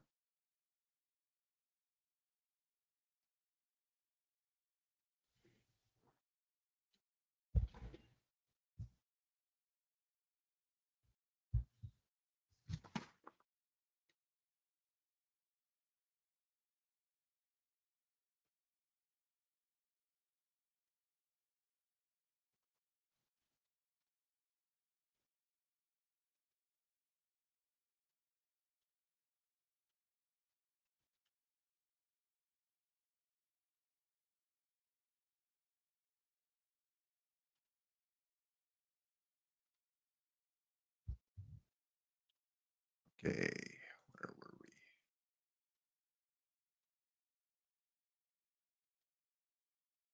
Okay, let's go into game number 6.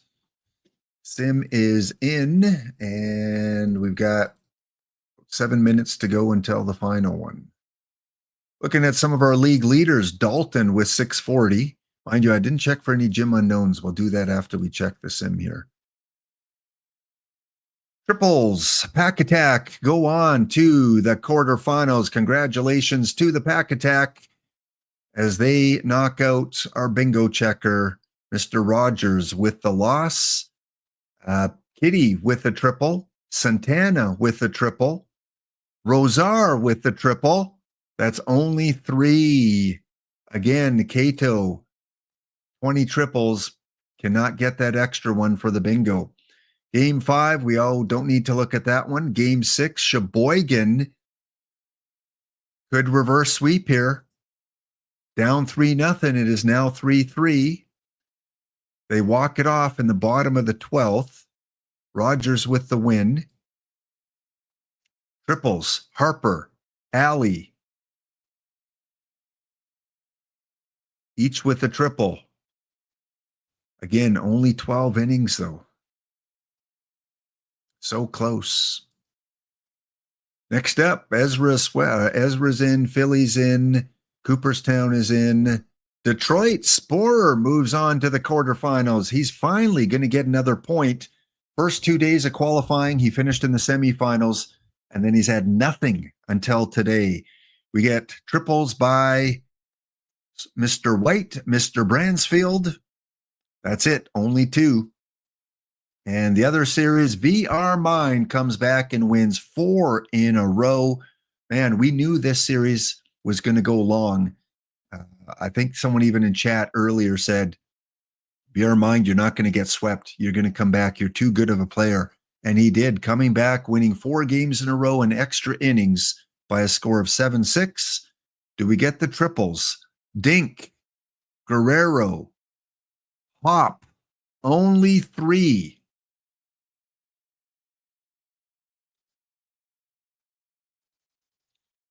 Man, we've had so many games with 3 triples. So how many game 7s do we have? We've got just one? Yeah, we are down to the Sheboygan Billy Goats as the only game 7 to try and get a bingo. Let's go back to our bingo checkers. Any B's for us, Kindon?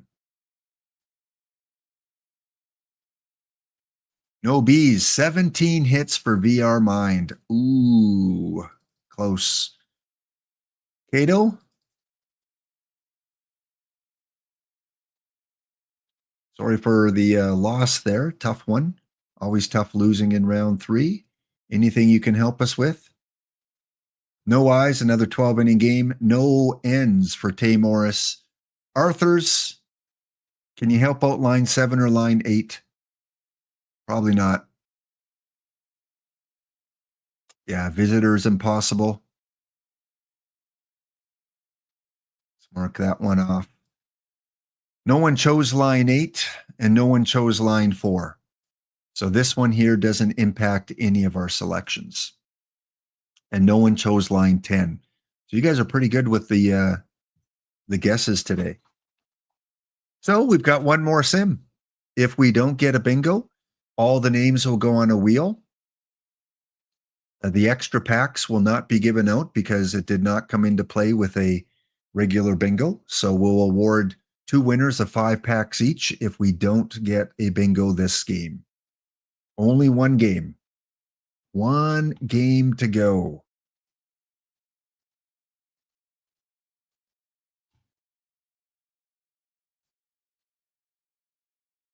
Let's do a Helm Biscuit bet on game 7. Who will win? Game 7. Will it be the team that won the first 3 games, San Diego? Or will it be the team that won the last 3 games, Sheboygan?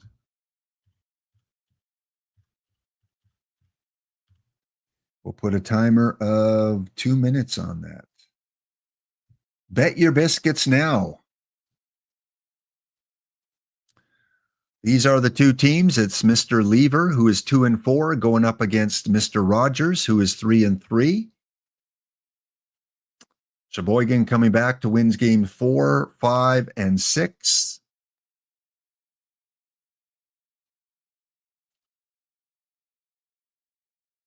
Are we going to see the reverse sweep?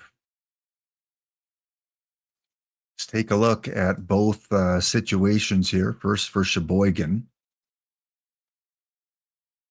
Running Kenny, Sam, and Edwin Jackson. And the other team, the Billy Goats, Kenny, Annabelle, and Ray Caldwell, who's 4-0. Sheboygan, in terms of their hitters,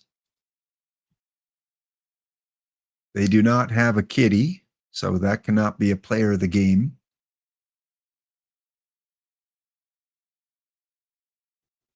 Silver card was Jeff McNeil, another really good choice. I really like that Jeff McNeil card for a silver round. And the other team, San Diego, their silver card is Shone Figgins. I think I took him as well. So I didn't really have a lot of great choices. He's okay. And they do have a kitty. So if Kitty can be player of the game, we might get that one marked off. Hey, Morris, no problem, Tay Morris. I'll check the ends for you. Thank you so much. Thank you for stepping in for Castanar and A-Dub today.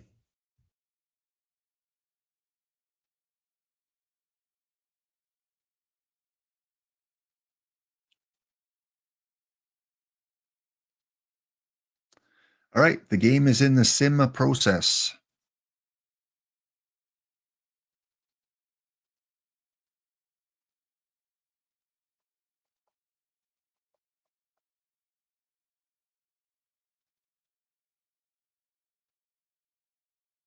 Morris acting like is busy, yeah. Hey, Morris, the boss is around. Got to get back teaching his class. Lunch is over.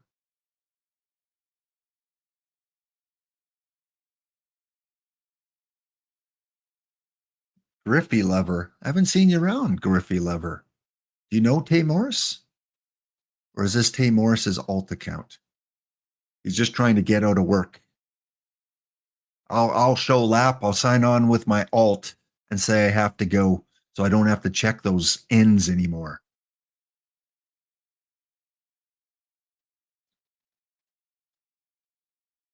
Welcome in, everyone. Getting the main drops in about 10 minutes. We're going to bring on a guest today to talk about the PTWC.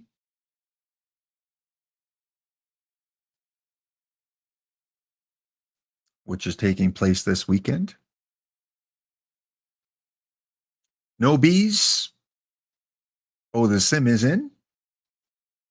I missed that.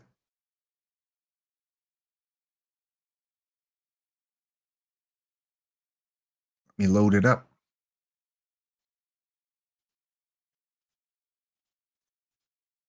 Yeah, someone that has the game open, you can just tell me. Any eyes?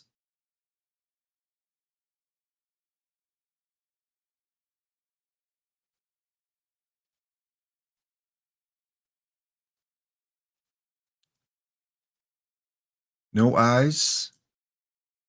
Can someone check the ends for Tay Morris?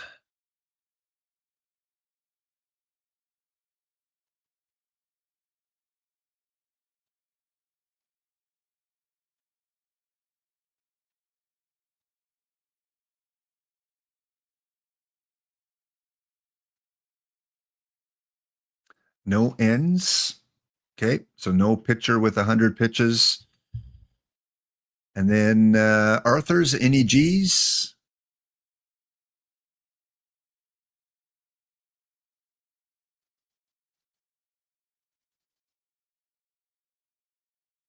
None. And I will finish it off seeing if we had 4 triples in that last game, our only chance for a bingo.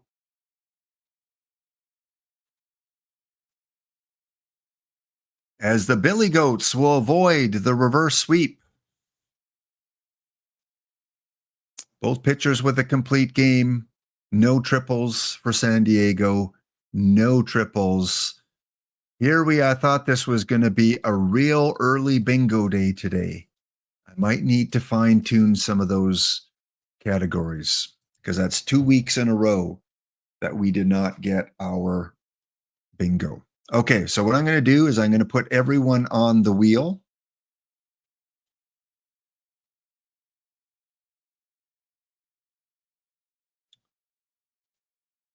And we'll show you that process here.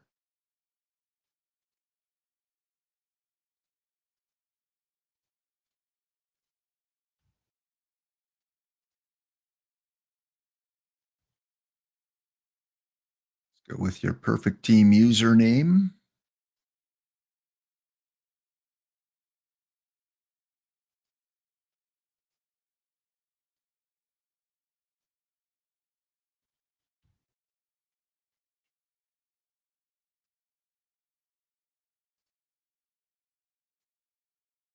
Should have 16 entries. We see 16 entries at the top. I'm just going to double each name, put them on twice.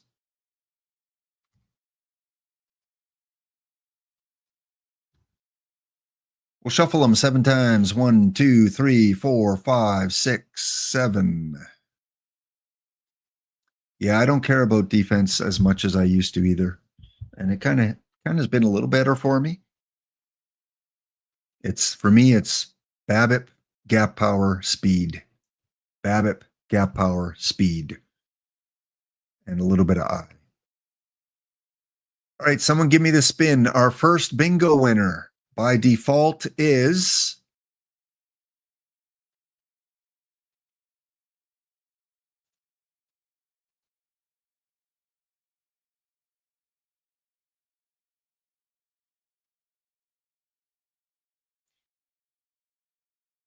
well, one of my bingo checkers was rewarded today. Kynan 360. I think that's your perfect team username, so I'm just going to write that down. Kynan 360. Way to go. So Kynan, you get me to spin again after I shuffle. 1, 2, 3, 4, 5, 6, 7. Kynan, let me know when to spin. You pick winner number 2 here.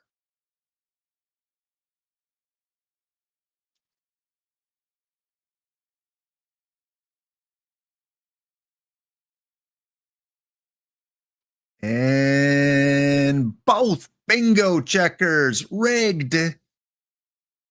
Kato is our second one. Torvald. Well, sorry to Arthur's and Tay Morris. I'm sure if I had to spin it 2 more times, your name would have come up. Bingo checkers are paid. Do not say I don't pay you guys. Maybe your union talk is working here. Okay, we are done there. Just out of curiosity, let's check which lines those 2 individuals chose.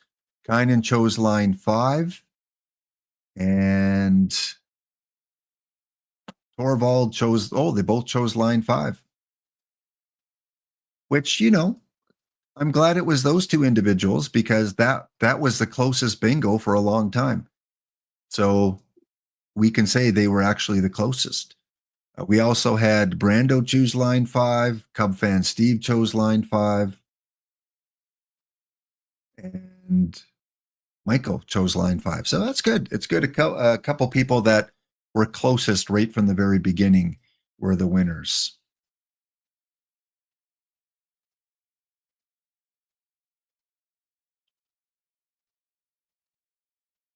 All right. I do want to check the bronze bounty. And then we're going to take a break, and then I'm going to have my guest come on, and we're going to talk about the PTWC. Going to hype that up a little bit. The most prestigious event in the Perfect Team so far this year. Give a little love to the people that were able to make it in. Well, I'm going up against Old Delano, and I think I did see Old Delano earlier. Let me just type his name in here. No, maybe not. So I may not go up against anyone that is in chat. Makadkar has a chance. Don't know who Anthony is. Brewdogs, Arthur has a chance. Senator Zero has a chance if I meet them in the final. But I was able to take out the Michigan Wolves in the 5th game. What's the score? 6-2. Well, I'll keep an eye on that. I'm sure you'll take Dylan's packs. Usually he's here every day, but he must just be spamming. And I got to be consistent. You have to be in chat. I love Dylan. He's awesome for the community, but I always say you have to be in chat to beat me. At least one post.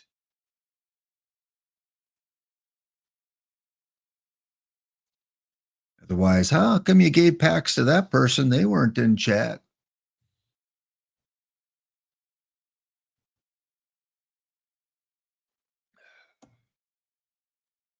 Everyone would love to take Dylan's packs.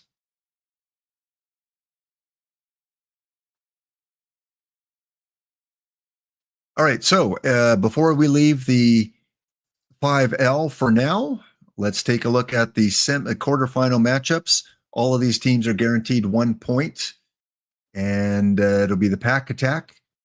Who is the Pack Attack manager? Kynan. Oh, Kynan and Kynan. Kynan's ripping it up. He's going to be like Tay Morris. Both of his teams are going to be in the finals. Kynan taking on Franchise Time Machine. Who are the Billy Goats? It's another manager I'm not familiar with. T. Davis. Okay. T. Davis is taking on Ezra Denny. We have the Philly Rabbits. Again, not familiar with them. Don't know that user. They are taking on Kynan. And it is Spore in another grudge match going up against VR Mind. Congratulations to you 8 teams for getting at least 1 point today. All right, I'm off to a break. When we come back, we're going to talk PTWC. Max, I'm going to send you the link during the break here. So go refill your beverages because both Max and I like to talk. It's going to be quite the conversation. We're back in about 3 minutes' time. Go refill that coffee. I'm headed on a Tim's run. Let me know what you want. I can pick it all up. Oh, heck yeah, bud. Grab me an ice cap. Double doubles and some donuts. Tell me if you want some. I'm headed on a Tim's run. Hey, you better grab me a. All right, so we are back. Yeah, Tim's run got a little bit of bonus play there. I was trying to get Max sent the message here. A lot of things going on in the background here. So welcome in, everyone. We are going to do some PTWC talk in just a little bit. Skyrola, that's pretty funny. That is pretty funny that you heard that song. Make it go viral. Yeah, make it go viral. Play it, play it, play it. All you can. What can I ask what city that was in? I'm curious. Was it in a Canadian city, at least? And Skyrola. Hey, are you busy right now, Skyrola?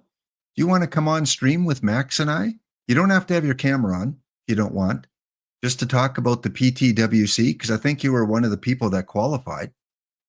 If you don't, that's fine. If you can't do it, that's fine.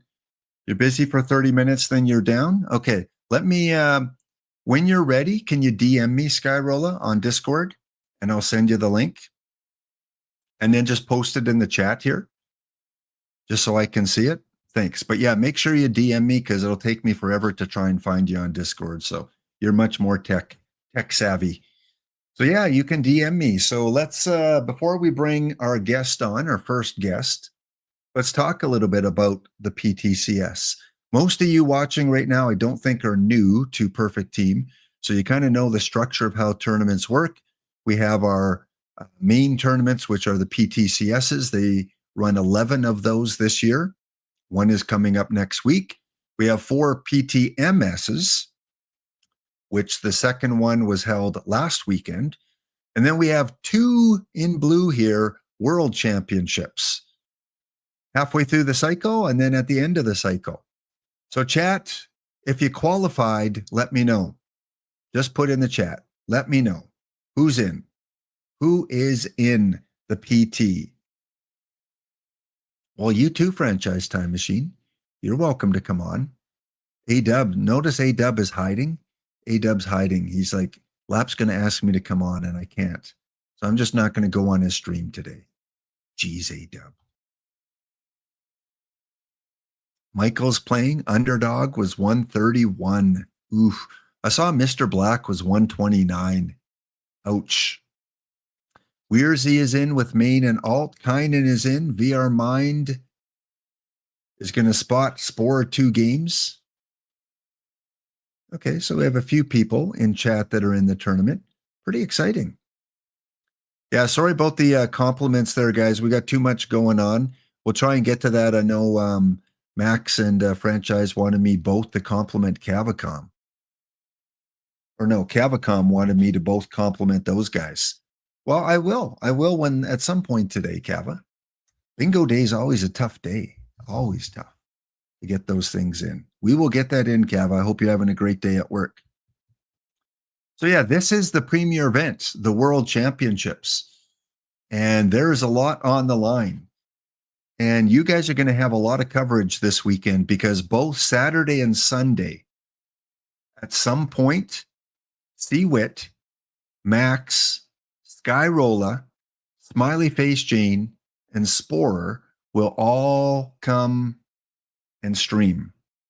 Each of them will have, I believe, an hour of special drops on both days. So if you catch Max on Saturday and Sunday and watch him for an hour, you're going to get 8 packs total. 8 packs from Skyrola, 8 packs from Smiley, 8 packs from Spore, 1, 2, 3, and 8 packs from C-Wit. That's 40 packs a day.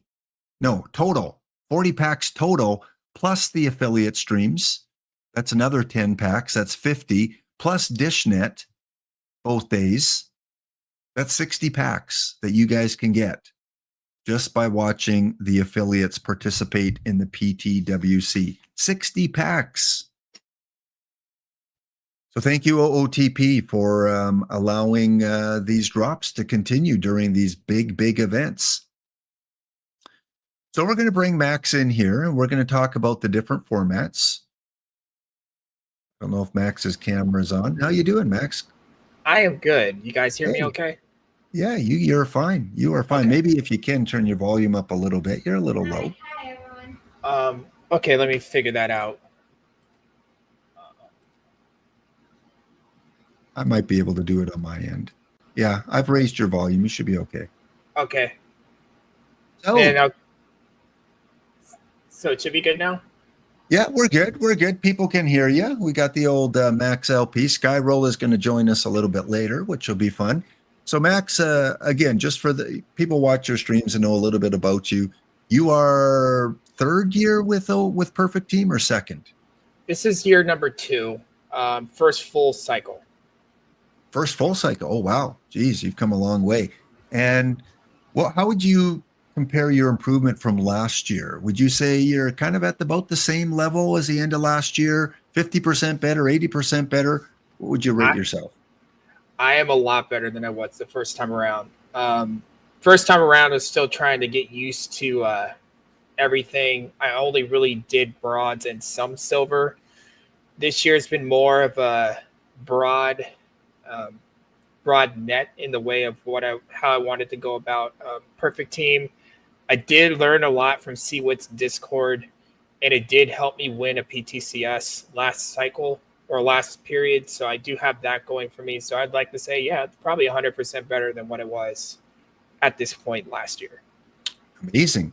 And what would you say was your biggest improvement? What kind of, put the light on for you that helped you improve so much this year? Like specifically, other than just being on C-Wit's Discord? The biggest thing was I went through a period after, I think it was PTCS 2, where I just had an absolute painful run of cold run of months, like a month, what felt like months for me. I took a weekend off from the game because after a while, the way that I think, it can grow on me, as some people have gotten to know. I'm very competitive, but at the same time, I'm also a person who wants to know why I'm going a month without winning. And it's kind of hard with this game with the way that the variance and everything is and everything, and I get that. But just taking that time off and selling all my, at the time, gold variants and just resetting was probably the biggest moment for me, because I was able to refocus on how I wanted to build a team and how I wanted to do dailies and perfect drafts and all that. So just a reset is what helped me. And you need that sometime. I mean, C-Wit did that a couple of weeks ago too. He took a week off and he came back and he won the PTCS and Perfect League, or PTMS, and one of the two. He did very well after taking a week off. So sometimes you need to do that. You just need to walk away from the game for a little bit. And I don't think you walked away completely. You were still, doing some things probably behind in the background, but a lot less effort than you were putting in before that time off. Yeah, I was at a bowling tournament. I was at the state bowling tournament, so I just uninstalled Go until I got back. And then I just sold everything when I got back just to reset. C-Wit was on vacation and had to one-up me. I just want to let C-Wit know if C-Wit's listening. Well, things tend to happen in threes, right? So the next person that takes some time off, maybe it's Bailey, maybe it's his time. He took 7 months off, so maybe he's going to come and win this thing. How would you break down the percentage of your dedication to perfect drafts compared to traditional tournaments? Are it 50-50 or is one more prevalent? Dailies are much more prevalent than the perfect drafts. I've been doing a lot more of the weeklies. I always have 3 weeklies in my queue. Um, Draft is too much of a grind for me to do daily drafts. On my alt, I do get into a 5L, 6L, and 4D when I can, but mostly on the main account, it's weekly drafts all the time. Finally, getting a hold of perfect draft. I'm not getting knocked out first round so much. Um, but yeah, I want to say it's 75 daily, 25 perfect draft, something like that. Okay. Yeah, that's kind of what I figured is, I mean, perfect drafts, they do take your time, right? You just don't put in your roster builder and just keep going. You have to take the time and look at the cards and minute after minute after minute. And if you're a sporer, I mean, that's at least 2 hours a day, probably, if you have two teams. So it is a grind, like you say. What would you say now that you're in your first full cycle? What would you say was the advantage starting from the very beginning? I had a plan of how I wanted to build the team initially. So instead of just trying to figure out everything that it goes, I had a plan. I executed the plan. It started off with early success. Obviously, May was a little cold snap, but I had a base to what to work with, and it was able for me to find the tier that I wanted to start in first, which ended up being gold because I got a lot of gold variants from the gold cards when all the Braves were like 10,000 perfect points to sell. So I was able to like pack a whole bunch of the gold variants and start in gold. Yeah, that is a big advantage, and I say that every year. I say if you can start at the beginning of the cycle and invest a little bit of money. Yeah, have you bought any perfect points all year, or did you go straight free to play? Oh no, I'm well known to knowing. Yeah, I put points in this game. A lot of it has to do with what I get from Twitch, but yeah, yeah, I put money into this game. I'm not shy about it. Oh yeah, and I mean, that's you support the company, and the company needs to earn a little bit of money. And at the beginning of the game, I always put $50 because I think that's the most important time if you want success, especially in building up your tournament teams. Put in, $50, $100, whatever you can afford. Buy packs with it. I know it's not the right thing to do later in the game, but early on, if you can get 50 packs for $50 or whatever, you can sell those live cards for so much more than most times during the season. So you really felt that buying some packs early and getting missions done really helped you out. How long did it take you to get like the Dave Steeb and the Hannes Wagner? I had Dave Steve day one. Really? Yeah, I had Dave Steve day one because all I needed when the missions became live, I think I needed 2 live cards. That was it. Really? You got them all in packs or just buying them on the card shop or whatever? I got them a lot. I bought a lot of packs. I'll put it that way. I bought one of the $500 bundles, and because I saved up from the revenue in the off season, and I just put it right into the game. So yeah, I got a lot of it that way. Yeah, and again, I think that's what C-Wit did too, and a few other people's do that. They put a big chunk of change in at the beginning. Again, if you want to be competitive, not that you have to do it, you don't have to do it. You can still win things later on without putting any money into the game, but it does give you a big advantage.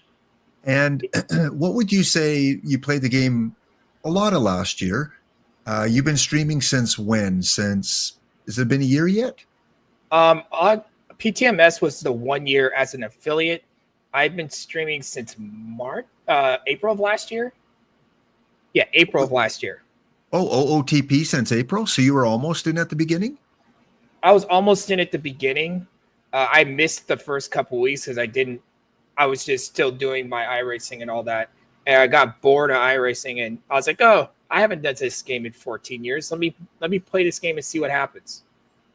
Wow. You could see Yeah, what I still remember when I always remember certain people when they first come onto my channel and talking about Bonnie Lake, and then you were part of the stalking episode fairly early, and getting to know you a little bit, and then all of a sudden you're, one of these top players and streamers in the game. So how things change, right, in the streaming world in a couple years. What would you say is your most positive change in the two versions of the game? Is there one or two things that are different this year compared to last year that you really think stand out? The first thing that stands out is the compostry. That not being there makes it a lot more tolerable for those that don't have the variants.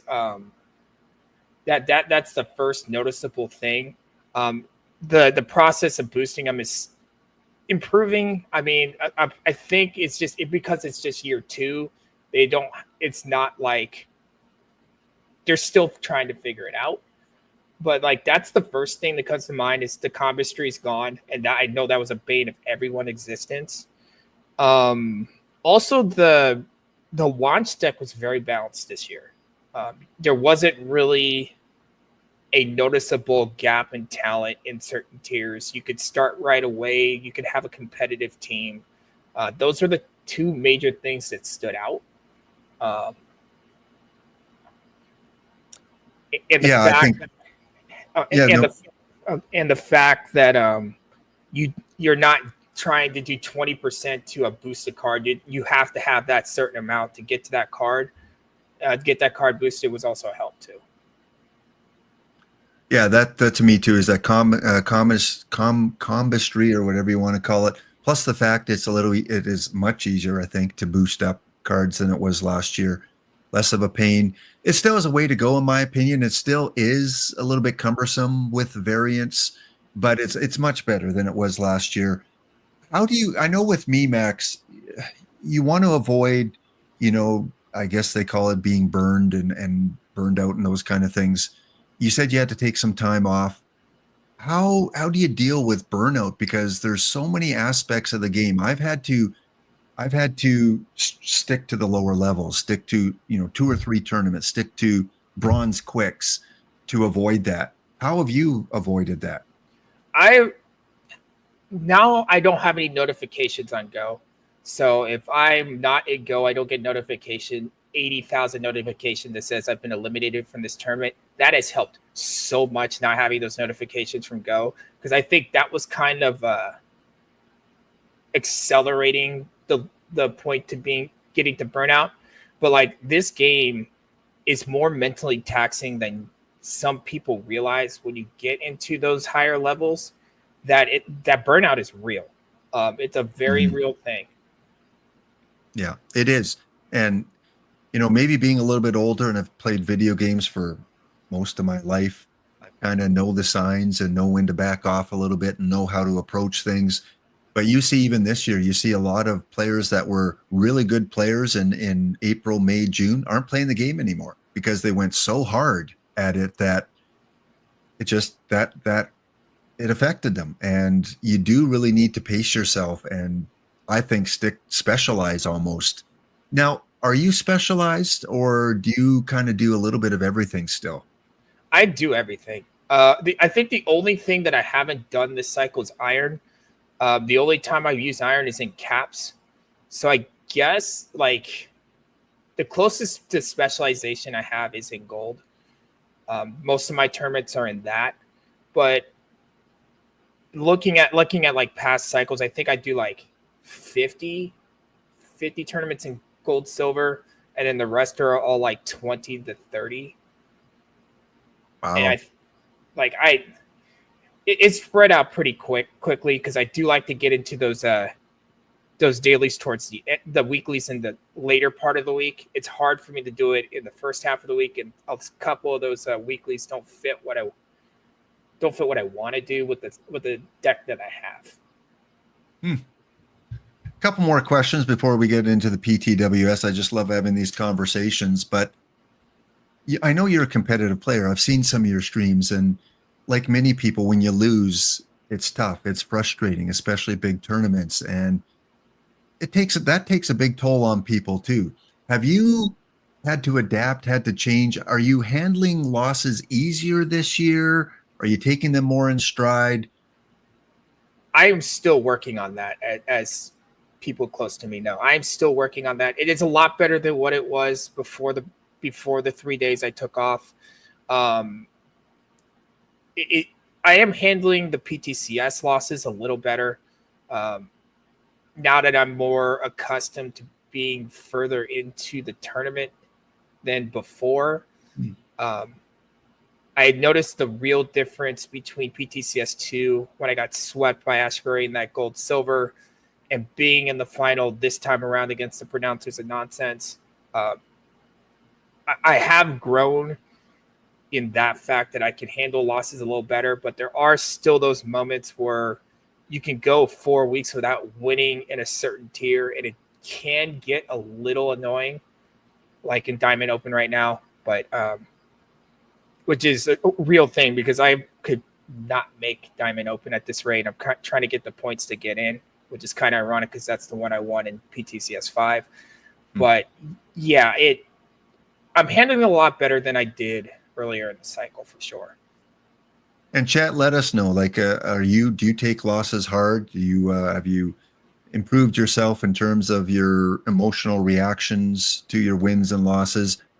It really hit me last year. I've said this on stream, Max, that I put so much time into the bronze combinators last year and getting the best ones and paying up for the bronze combinators. And I'd go into a PTCS and I'd have what I thought was a stacked team with supposedly the best cards. And I'd get knocked out by teams that had one combinator or no combinators. And in many cases, they were the same cards, except I had the level 5 combinator and they had the base card. And they were knocking me out. And I thought, well, what's going on? Like, I could see that 1 or 2 PTCSs, but it was happening every single PTCS. I couldn't get past the second round, maybe the third round. And so when this version of the game started, I said, I can't do that. I can't emotionally go through that anymore. It's too tough. I don't want to do that. If I win, I win. If I get some luck, I get luck.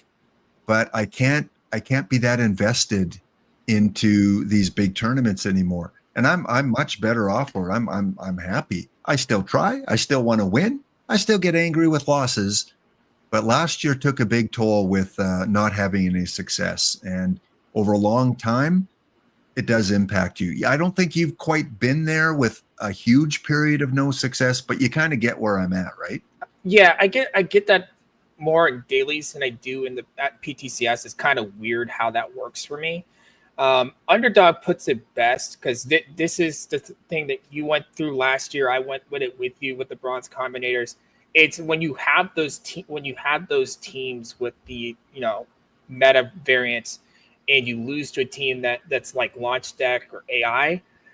It can frustrate you because not knowing like I like to have here's a solution why I'm losing. That's what caused me to the burnout. But at the same time, a difference if you all have the same cards and the same team has all L5s, the difference in talent level is 8%. And if you're looking at an 8% difference between full combi purple wall team and base team, and you're dealing with the variance of the game too, it's really not that big of a difference when you look at it that way. Somebody in the community pointed it out to me, and it all makes sense when you put it in those terms. Mm-hmm.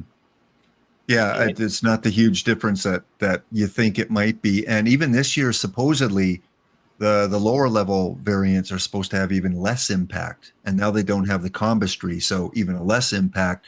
So this year, you should see more upsets than what we should have seen last year. Oh, do you ever? Yeah. And again, it's a matter of do you want to invest all those perfect points into variants on the auction house? Let me ask you about the auction house. Do you like it compared to last year? Or do you like I love it? Yeah. I despised the buyout, the +1 buyout order war of combis. I despised it so much because I'm not on. I work full time. I go bowling twice a week, and I have Allie, so my time is really limited when it comes to like checking buy orders. With the auction house the way it is, I love it because then it gives me time to like hey, I can look at this. This ends at this time. This ends at this time. I want this one, so I can put this in. It allows me to have a little bit more plan of which piece that I want for a certain roster, compared to, oh, I need to do a +1, and if I'm not here and someone pulls the variant and fills the buy order that was +1 on you, it frustrated me to no end. I'm about 50-50. I did like the options last year where you get lucky and you just happen to look at them and someone just posted it and you could just get it right there and put it on your team. And then with the auctions, you got the big spenders out there that snipe it at the very end, and you're not always watching at the very end. So you got to put in that max bid. You really have to put in your highest end bid at the beginning. And I did that on a few cards and I got them. Do you find max variants easier to get this year? Variants in the way that, if you want them, they seem to be more available. If you want them, you can get them. Yeah. Oh, I've been sniped quite a bit, Kynan, by certain people that are asking me that question, Kynan. But not me. Yeah. Not me. I've never sniped you, Max. I know, because you're only in bronze, and that's right. I only do bronze for like bronze cap, and that's it. No, perfect example of being sniped was the Jorge Posada, and plus the fact that you can get these boosted up and you can sell them boosted does help as well. But yeah, there was a Jorge Posada out there that was first Posada. It was fully boosted, and I put way too much perfect points in this. I had 295K of perfect points into this card, and I got sniped last second. So yeah, the big spenders are going to happen, but then there's also those moments like during this time where a card may sneak under the radar and you can get it for really cheap. So like Ricky Henderson at the time, the L10 was like 130K. I got it for like 20. So there's moments where the big spenders are going to snipe you, but there's also those moments where you're going to get a deal. Yeah, that's true. And I have got some deals too. And, especially if you see 3 copies of the card that's listed, you don't have to go for that first one because a few hours later, the other one's going to come up and you'll probably get it for a cheaper price. What do you think of the Clubhouse shop? I like the Clubhouse shop. I really like the Clubhouse shop because we're getting some high-end cards that we can use our stars on, and now we're getting some variant options there. As a bronze player, I think that's the best new aspect of the game. At first, they didn't have a lot in it because they didn't know what they have. And then when Spores started making more cards for the Clubhouse, that became like one of the most popular things out there. I never have enough Clubhouse stars to get a perfect because I'm always getting stuff for like diamond or stuff for like gold or stuff for silver, or if I need like an iron or a bronze for a cap, I'm always window shopping. So yeah, I think the Clubhouse shop is 100% one of the best things they could have added there. Yeah, I think there's two really good things about it. One is that you can use cheap star cards for food worth quite a few points. And the second thing is that that you can buy it, and then there are a lot of people willing to, or you can buy it, and a lot of people willing to buy it off you for perfect points. You can transfer your stars to points at a pretty good rate. Yes, I fully agree with that. Yeah, and I don't think enough people do that. I don't think enough people are maybe aware of converting stars to perfect points, because it's something like for a bronze card, I can usually get about 20,000 plus perfect points by buying a bronze card on the shop, especially the newer ones. You start to see an uptick when you get closer to tournaments like these. You'll start to see an uptick, but in general, you're also starting to see more people do that, and people are now getting an idea of how many perfect points per star per se. I think that's the way that everyone's going about it now. So yeah, I think that people are starting to take advantage of that more than they did at the beginning of the cycle. Yeah. And like I said, for 50 stars, sometimes you can get a card that will boost your player up twice, which is so much easier than nickel and diming some of these card shop ones that you have to get. Well, Max, how are you on time? Are you still pretty I've good got for all day. All right. Excellent. Good. Well, we're going to take our break here. When we come back, I think we might have our other guest coming on very shortly. And then we'll talk some PTWC because I'm sure you're excited because you didn't qualify last year, did you? I wasn't even close last year. Yeah. All right. Gang, we'll be back in a couple minutes' time. Stay tuned.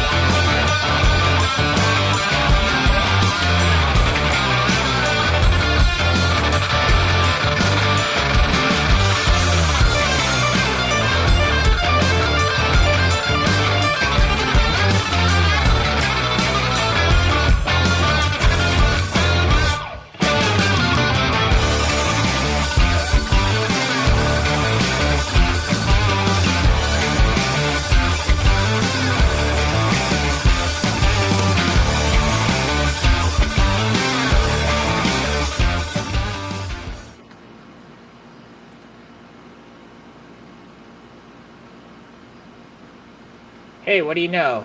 Lap's muted yet again. Okay, you're listening. Okay. I was muted. I was singing during the break. Na na na na na na na na na na. Have you ever muted yourself on your stream for an extended period of time? Yes. Okay. Not at the rate as franchise, but I have done it. Yes. Oh, does franchise do it as well? Oh, yes. Oh, so I'm not the top muter. You still are. Franchise is a close second.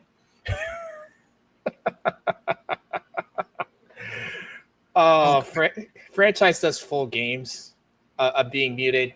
Yes, I'm outing out franchise. Okay, but maybe in frequency I'm still number one, but in easily. overall time on mute, it'd be franchise by a mile. Oh, easily by a mile. By kilometer, I should say. Okay. Both. All of it. Okay. The answer All right. is yes. Look who we have here. We've got another avatar. First time on the Laptop Pound stream. one of the top competitors in the game and new affiliate this year. Welcome to the stream. We call him Sky Rolla. Sky Rolla, how you doing? Hey, doing good. Yeah, I don't have as many long-term mute incidents, I guess, on my stream as you fellows seem to, but maybe I should, because I'm often just humming and singing when I maybe should be muted.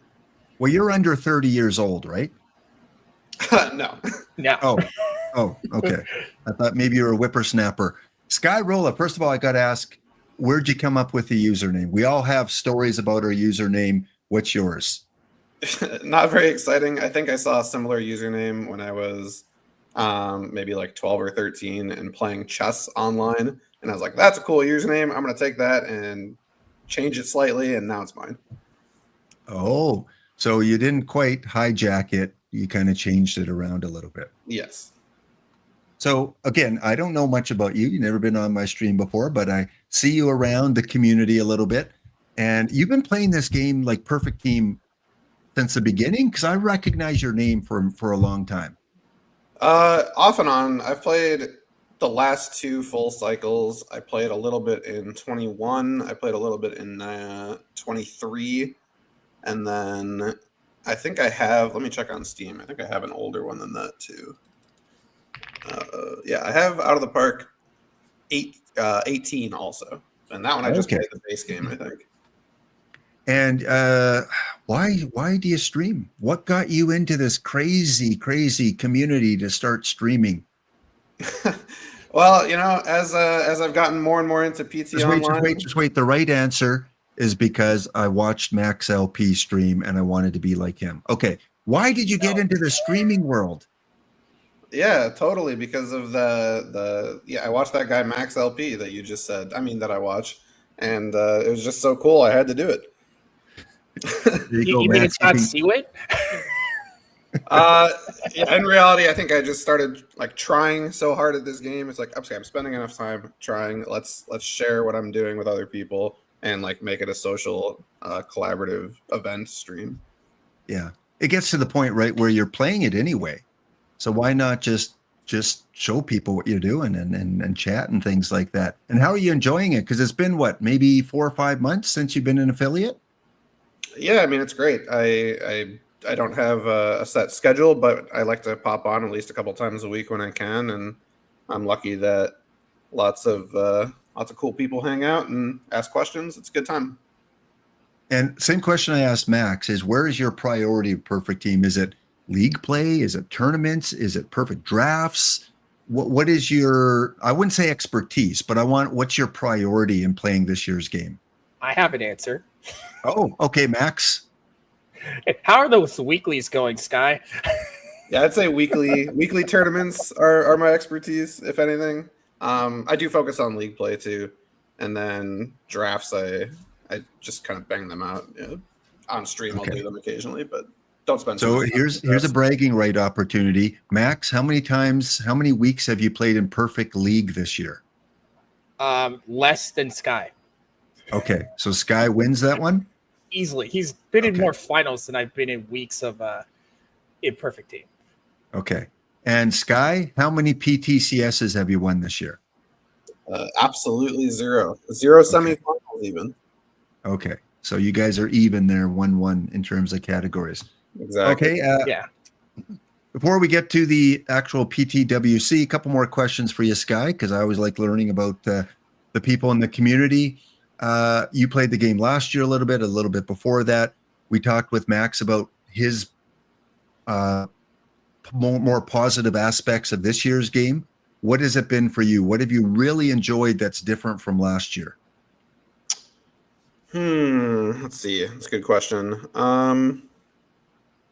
A lot of things, but I really think, and yeah, shout out to him for this, but I really think Spore Paul has done an amazing job this year. There's like always exciting new cards every week. And last year was good, but I feel like he's like ramped it up even more this year. So I'm always like looking forward to what's coming next week with the new cards. Okay, so it's just the content then that's got you ramped up. Nothing within the game like the card shop or the variants or the tournaments that have been restructured, nothing like that. It's the actual cards and content. Oh, you asked me for the biggest thing. I'd say it's that. I'm also very happy with the clubhouse shop too, and some of the little tweaks like the variant auction system is better this year. Um, but yeah, those are things that uh, I think are still a work in progress, and the card content is like really good where it is. It also helps that Spore is a really good player on his own right, and the fact that we have a really good player making the cards does help that exponentially from where it was last year. You notice that in Spore's first and even last year in making cards, like there were a lot of aspects of the game he was not quite familiar with when he was creating cards. So it takes a while. And now that he is, a high-end player, because we see his success in the PTCS last time, yeah, that's really important. And having someone play the game well, that creates the content. So for sure. Any questions you have, Max, of Skyrola? Yeah, you're gonna let me win in PTWC? That's the only question I have. Yeah, as long as we don't face each other, I'll let you win. Okay, fair enough. Sky, who's your biggest rival? Let's see. I have an answer. I have to remember the team. There's a team that always beats me in weekly tournaments, and I can't remember the name right now. But I'd say regular rival is definitely Seawit, and then Oysters is a nice little fun rival of mine as well. Yeah. And how about for you, Max? Who's the team you love to beat? The default answer is Seawit. That is the default answer. But since the default answer is not there, I like to beat up IDub in gold. Yeah. Who doesn't? I mean, for many of us, IDub's at the top of the list. He's so fun to, so good-hearted about it. Bulldog says, LOL, I knew it, to the answers. Yeah, for sure. I did have one more question for you, Skyrola. Oh, yeah. What would you, now that you're an affiliate and people are coming to watch your stream, what do you feel that you offer that maybe most of the affiliates don't? What can you educate people on the best? Yeah, I would say just how you can like slow down and put more work in if you want more information. I'll show you like how to do that basically.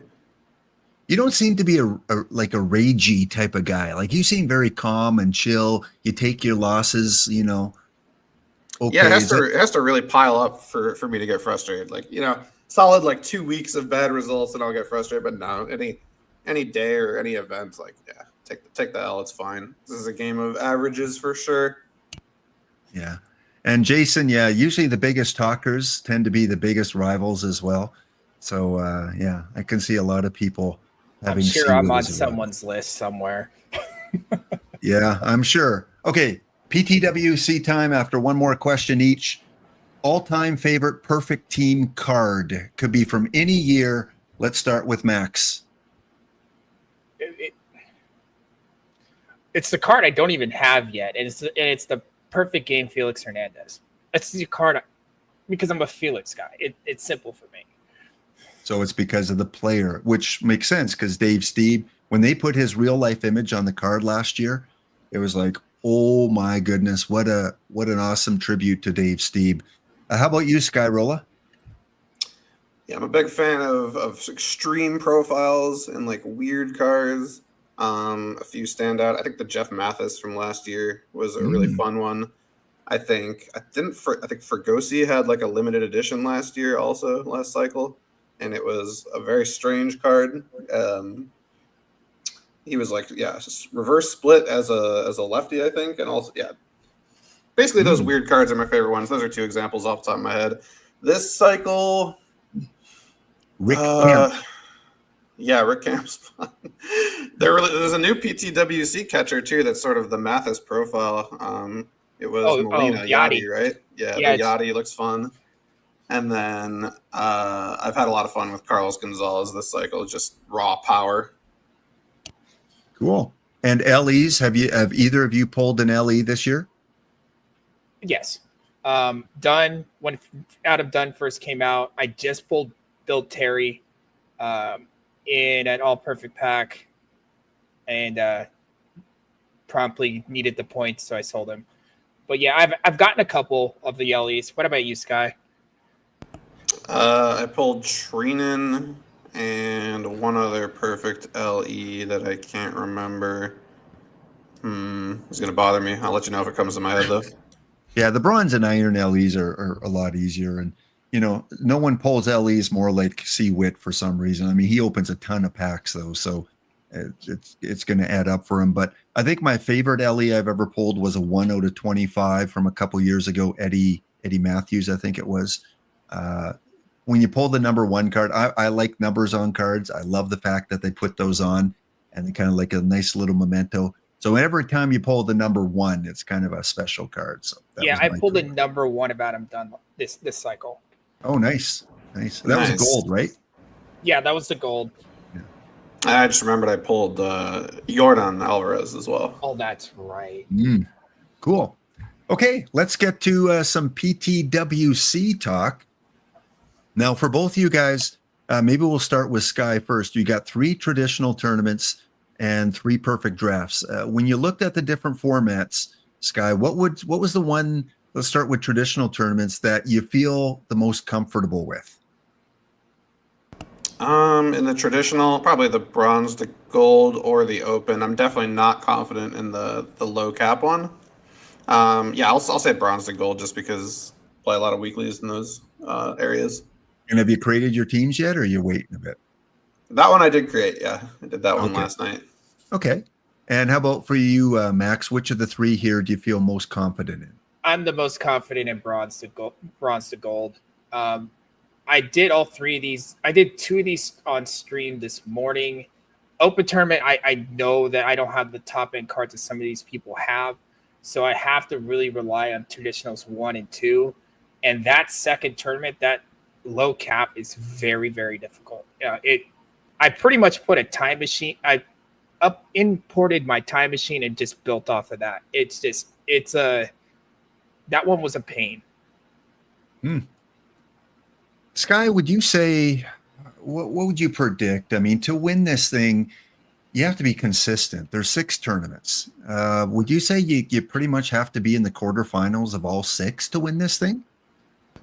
No, definitely not. I think one like very good result and then the rest consistent would put you in a good spot to possibly win. Like 1 tournament 1 or 1 or 2 tournaments in the quarters, and then the rest just like a couple rounds. I think that will be good enough. Okay. Max, what about you? You think you have to be more high end on all 6 tournaments, or can you avoid a couple bad ones? I think you can survive without you can survive with the bad tournaments the way they are, but if you can spike some like solid results in like half of them or even 4 of them, I think you're in a good spot. Okay, so 4 out of 6 doing really well. And Max, is there a card you created some of these on stream today? Can you give us one of your cards that might play in all 3? Is there a card that might play in all 3? Maybe. I do have I did pull the Jonah Tonga new future legend, and he's in all 3 of my he's in the 2 that I don't see Tong playing in all 3 because open is just going to be perfect and maybe you see a diamond here or there. Yeah. I guess the card that would probably be the most important for me was the Ken Griffey Jr. because I'm able to use it in the second and the third one just fine. And its center field is really, especially for a defensive center fielder, is a little tougher to find than some of the other positions. Do you agree, Sky, that Ken Griffey Jr. is the card for a couple of them? Yeah, Griffey's a good one. Yeah, but I agree with Max that you're not going to see any card in all 3 of these just because the open and the bronze gold ceiling one won't have any overlap probably. And for you, yeah, I'd say Oscar Charleston's probably one that you'll see in multiple, like the low cap, and then Hilton Smith, especially if you have the variant in possibly the open and the low cap. A lot of the 2-way guys. Yeah, 2-way guys. What about Sky? When you looked at the formats and you know what your expertise is, you know what your weaknesses are. When you looked at these three traditional tournaments, was there something that you kind of groaned a little bit like, oh, what am I going to do there? Yeah, the low cap. Where's my Ray Brown, right? Like this is gonna be too hard without some of these extreme strong two-way cards. I will do our best. I'm not too worried about it, but yeah, that Ray Brown card. Wait, is that even 1979? I think it is before 1979. It right? is. Yeah, that's like a cheat code for that low cap card's crazy. Yeah. Max, did the eras bother you at all? Were you comfortable with them? Were you okay with the different eras? I'm pretty confident in my earlier era stuff. So I was more weary about the open tournament. Because a lot of the success I've had were in those like earlier run environments, like 1950s, 40s, in this case, 70. I like the older era stuff, so it's something that I'm a little more confident in versus the default. Okay.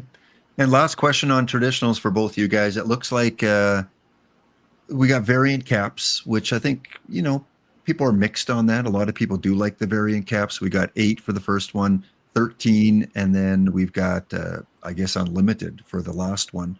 Max, when you have a variant cap of 8 for that bronze floor gold ceiling, how do you prioritize hitters, pitchers, power guys? Like, was there a certain theme to the variants you're using? It's very build dependent in like the general sense of things. With it being like the power environment that it was, I was looking to get either people with like high home run suppression or hitters that have big time power. Looking at my roster right now, I have 5 hitters and 3 pitchers. Two of the pitchers being in the bullpen, which is going to be different from most people because not a lot of people like to use variants in their bullpen. And I'm using Avalon and Marble in my bullpen for the suppression. And Sky, how about you for your choice of variants? What do you look for? I'd say 2 things. Like for the positions, if you don't want to overthink it, going with like 3 or 4 starting pitchers as variant, and then the other 3 to 4 being like people who can play VL and VR at the bat. And then if you really want to think about it hard, you can look at like which cards have a certain stat that is really important in this tournament or for the card. Like if you have a Jose Canseco with like 155 power, then the variant is going to get even more power than someone with like 100 at the stat. But that's sort of a level that is, really looking at the 0.1% at that point. And Sky, for pitchers, these are best of 9, and that's something that all these tournaments seem to be now. They're always best of 9s. Are you going typically with 14 pitchers in a best of 9 long tournament, or are you still at like 13? I'm definitely not doing 12, so it's probably going to be 13 for this one because it's 1999.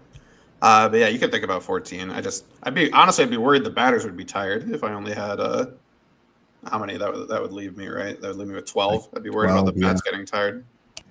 And Max? I'm going with 12 because it's 1999. The starting pitchers could go a little longer if they're not being sent to the moon in the way of home runs. So like if the pitchers can get deeper in the games, I think I could get away with 12. Because like Sky said, that the hitter fatigue can be a real thing at times when you're micromanaging in games. Cool. Well, second part is the perfect drafts. Now, these probably are a little less stressful because you're given what you're given and you kind of go with it. Max, did you do any of your perfect drafts yet? I did all 3 today. Oh, and which of the 3 did you feel most confident in? High heat. Okay. Clear high heat. High heat. It's always perfects and high diamonds, right? And there must be some names that came up during your draft that you just kind of did a pump fist for. Who were the ones that you were so happy that you got? So in this draft, I got I got a rotation of Ray Brown, Felix Hernandez, CC Sabathia, Johan Santana, and Ben Sheets. And I have Bubba Chandler as my closer. So I got a really good run of pitchers in that one. And then hitting wise, I got Kemp and Thames. I got pretty much all the PTMS high rewards in this draft. So Wow. I am fully expected to be swept in round one. Yeah, that's how it always works. Now, when you were drafting, Max, chemistry's on for this. I'm guessing you don't even care about that, do you? You just go for the high-end cards. I'm looking at, can this help me? I'm not looking at chemistry at all. Yeah. Okay. How about you, Sky? Have you done any of your drafts yet? Not yet. It's gonna be doing that after I'm done here. Probably got all three to do still. Okay. Well, I mean, high heat. Yeah, you need some of those big cards in that high heat. So we got Perfect Draft 1 on Saturday. That's tomorrow. That's in the morning. We've got Perfect Draft 2 Saturday evening, and then Perfect Draft 3 on Sunday. Well, the prizes. There was a little bit of controversy when the prizes were first announced, and to me, I don't get too worked up about prizes. Like, prizes are always good, whatever. I'm not too specific, but give me your opinion, guys, on the prizes before cards were announced. Let's start with Max. Here was the problem with the structure away was if you win a quick, it is 3 silver packs. So you're looking at a glorified quick win for just entering PTWC. That was my major gripe when I originally looked at the prizes. Was it just, this is our big event, and our entry to get into the door was 3 historical silvers versus, like, if you win a quick, it's 3 normal silvers. I didn't see the prizes being that much more intriguing because of that. I just couldn't get past the lower end ones. And correct me if I'm wrong, but are pop-ups typically 2 historical rainbows, or are they just regular rainbows? Or it's like, I think it's a historical rainbow and 100,000 perfect points. Sky, you probably know that more than me. The pop-up rewards are, yeah, I think it's like historical perfect packs, not historical rainbows. I think it's 2 historical perfect packs. Yeah, they're relatively close anyway for the pop-ups offer. And these ones for the PTWC didn't offer perfect points, did they? For the individual tournaments, it was just the packs. I think they had clubhouse stars, if I remember right. Okay, that was for the overall standings. Oh yeah, yeah. They had overall rewards with the clubhouse stars too. Yeah. So the overall prizes, I mean, for first place in the most premium event in Perfect Team this year, 4 all perfect packs. So you're getting, what's that, 24 perfect cards and 2,000 clubhouse stars.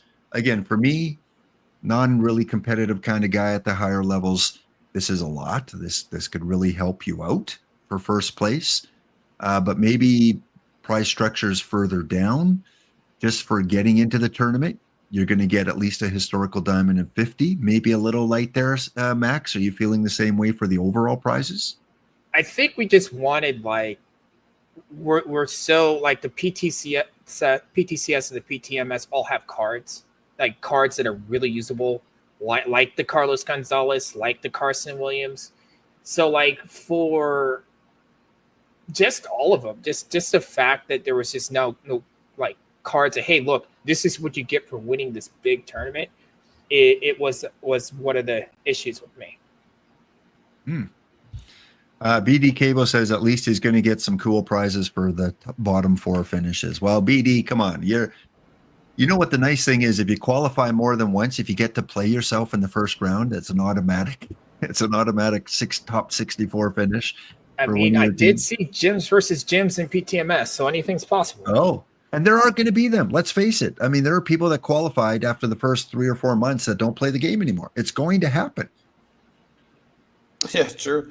I was thinking with the prizes, for me personally, it's yeah, I guess I sort of agree with Lap, where it's like not really the quantity or like the clubhouse stars or the the packs. Like I'm pretty indifferent on whether those are big, small, existent, whatever.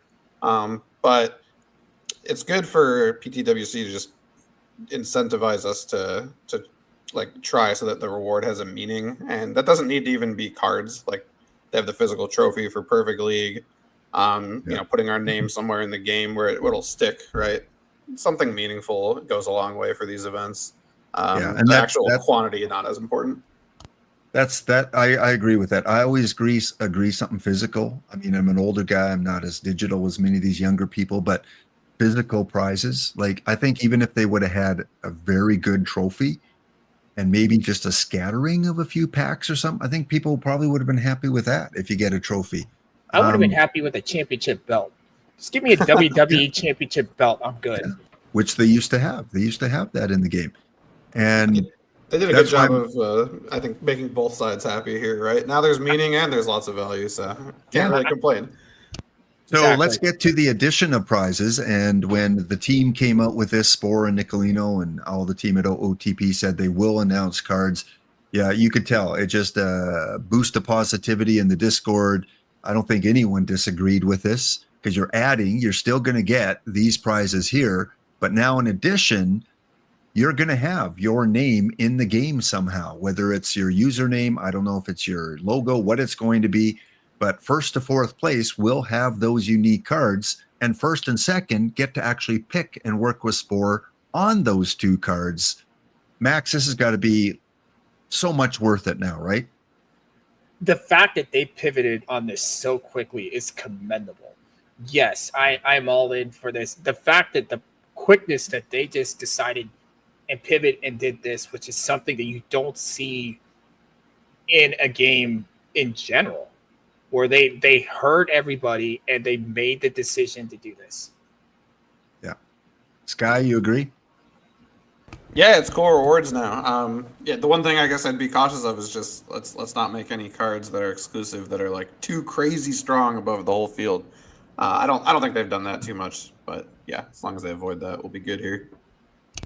In my opinion, again, it's almost a case sometime when you're not as a competitive player like I am, and you see these high-end prizes go out, where the winner is going to get 2 historical rainbows for every tournament they win, and they're going to get 4 all perfects, and they're going to get 2,000 clubhouse stars, and they're going to get this very high-end 103 card or 102 card. It's that case of the rich getting richer. Like the strong teams getting stronger and distancing themselves from the weaker teams. And I get it. I understand you got to reward people for their achievements, but we're only halfway through the game now. And you want to make these teams that much stronger. Now, I will say I am extremely happy that they're planning on locking the 4 cards because they are tied to that team forever. And if my name was on it, I would want to keep it like I did with some cards last year that were one of ones. Max, do you feel this is too much of an advantage to the top 4 finishers? No, because a lot of those times, the top teams, you're going to see them more in like the weeklies or like the open tournaments. So you're not really going to see too many people doing like a C-Wet, like a Sky, like myself, that do a lot of the tournaments like you as frequently as we do. And also with the way that the game is, there's no guarantee that all those top teams will get those cards. We have seen quite a few upsets in these bigger tournaments. So I don't feel that it's going to be that big of a it'll be an impact, obviously, but I don't think it's going to be like. Well, if they finish first, they've obviously got a good teams because it's not one tournament, 6 tournaments that they've done okay in or really well in. So they're already a really good team. Sky, what's your opinion on that? I think they've done a pretty good job keeping a lid on the top teams and not creating like a rich getting richer problem for the most part. Yeah, I think you can look at some exclusive rewards like PTCS, PTMS, and every now and then there's a card that's like super crazy strong. But for the most part, I think the strongest cards have been in the clubhouse shop. I think those are pretty accessible for anybody, even if you're specializing in like iron or bronze. You can definitely accrue clubhouse stars and get like whatever crazy cards you want. Yeah. I think it's really important that when they create these cards, while third and fourth place are created already, we know what those look like. But the first and second place, I think it's important that you don't create the game breakers, as Max said. You don't make them too good. You don't want cards that probably are going to last and be dominant the whole cycle. So you got to make them meta for now, but a month down the road, they're going to start falling off a little bit. That I'm okay with. But here's but the if you- thing about that first two, they're not. It doesn't necessarily have to be a perfect. It could be in the tier that they play. True. But then again, and it's only one card, I guess. So it's not going to be, they're not going to win every tournament because of that card. If they get a bronze or a silver, yeah, it's going to help them out, but it's not. Again, there's so much variance, especially at the lower levels. You never know.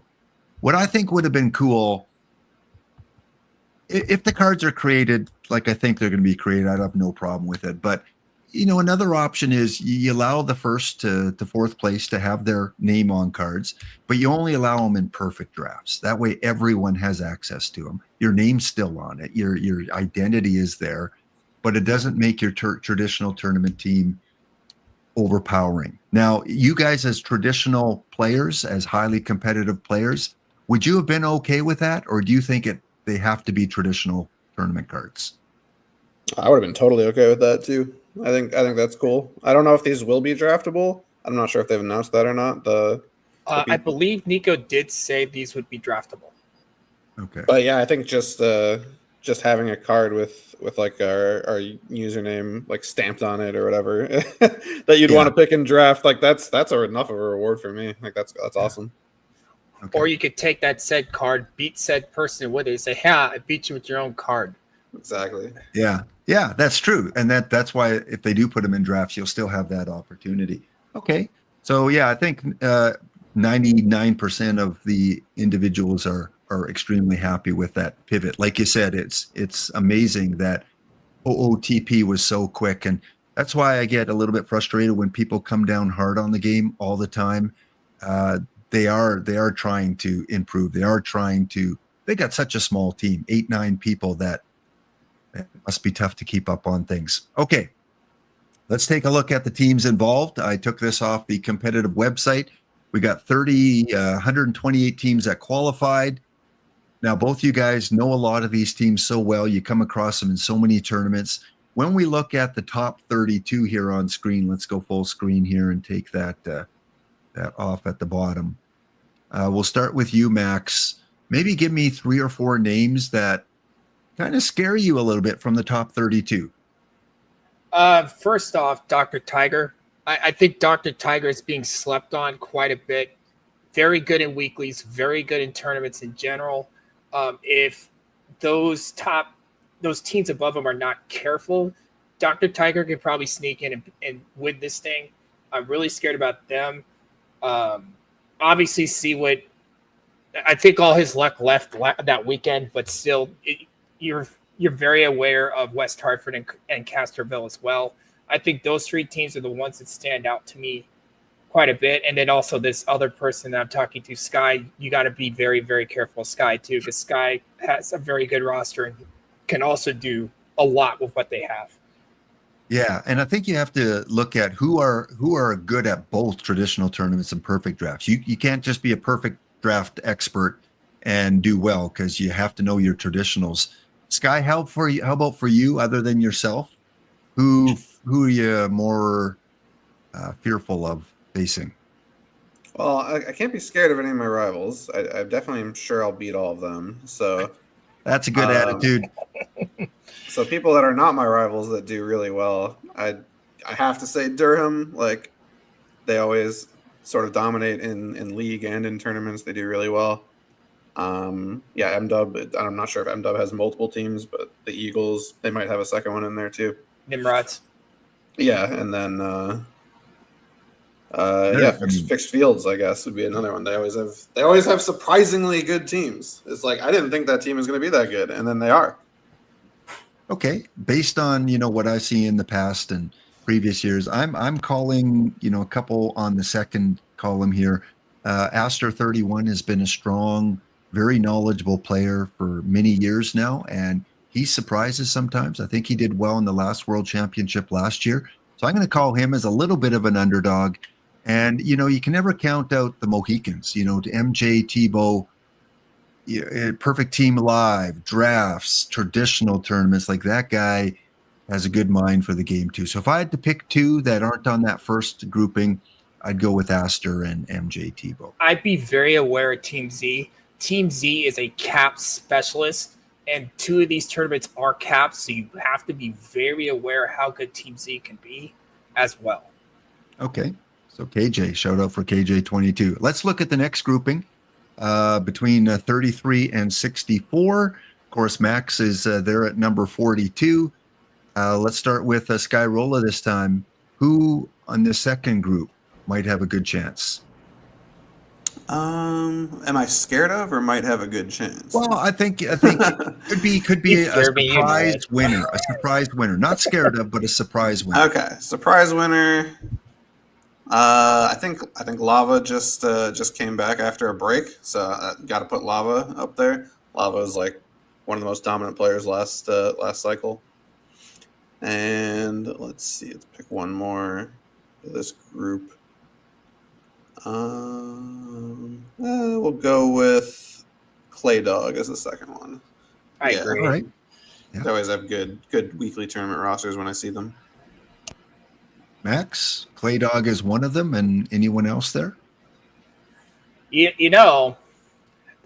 is this content creator that makes all these cards that if we're not You're careful, just sucking up so much today, aren't you? Oh. Well, if you look at the teams there, Lava's a defending world champion. That goes without saying. Yeah.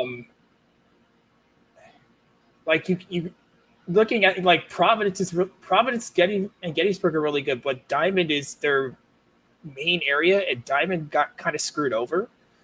So I don't know how that's gonna work with them. Edwin doesn't have iron in his arsenal, so that's really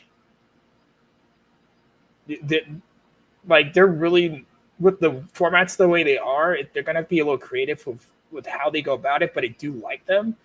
But like Clay Dog was already mentioned, Lava's a former world champ. I'm not picking myself and never have.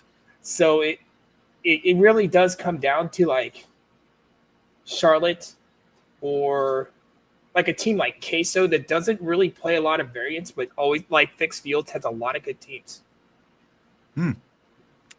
And again, I'm not familiar with a lot of these teams. I always root for the community, people that come on my stream and are active on the stream. Always little special boost for them. So I see Kine in there.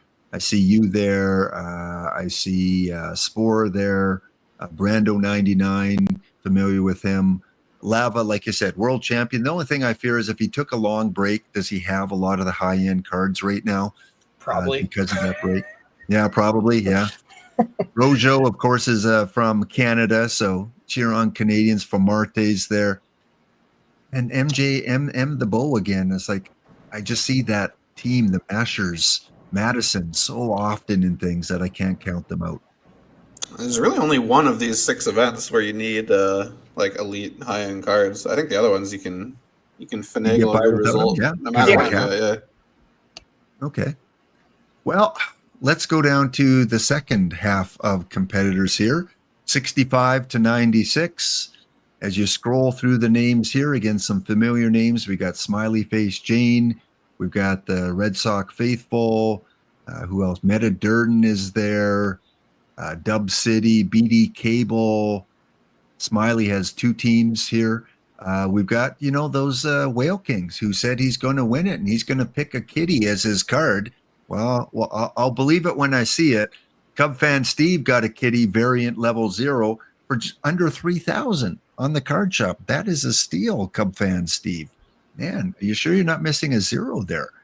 So any names here, Max, that jump out at you as possible surprise winners? The unicorn that I call Oxford Rebels, Mark and MS, like no variants, just performs.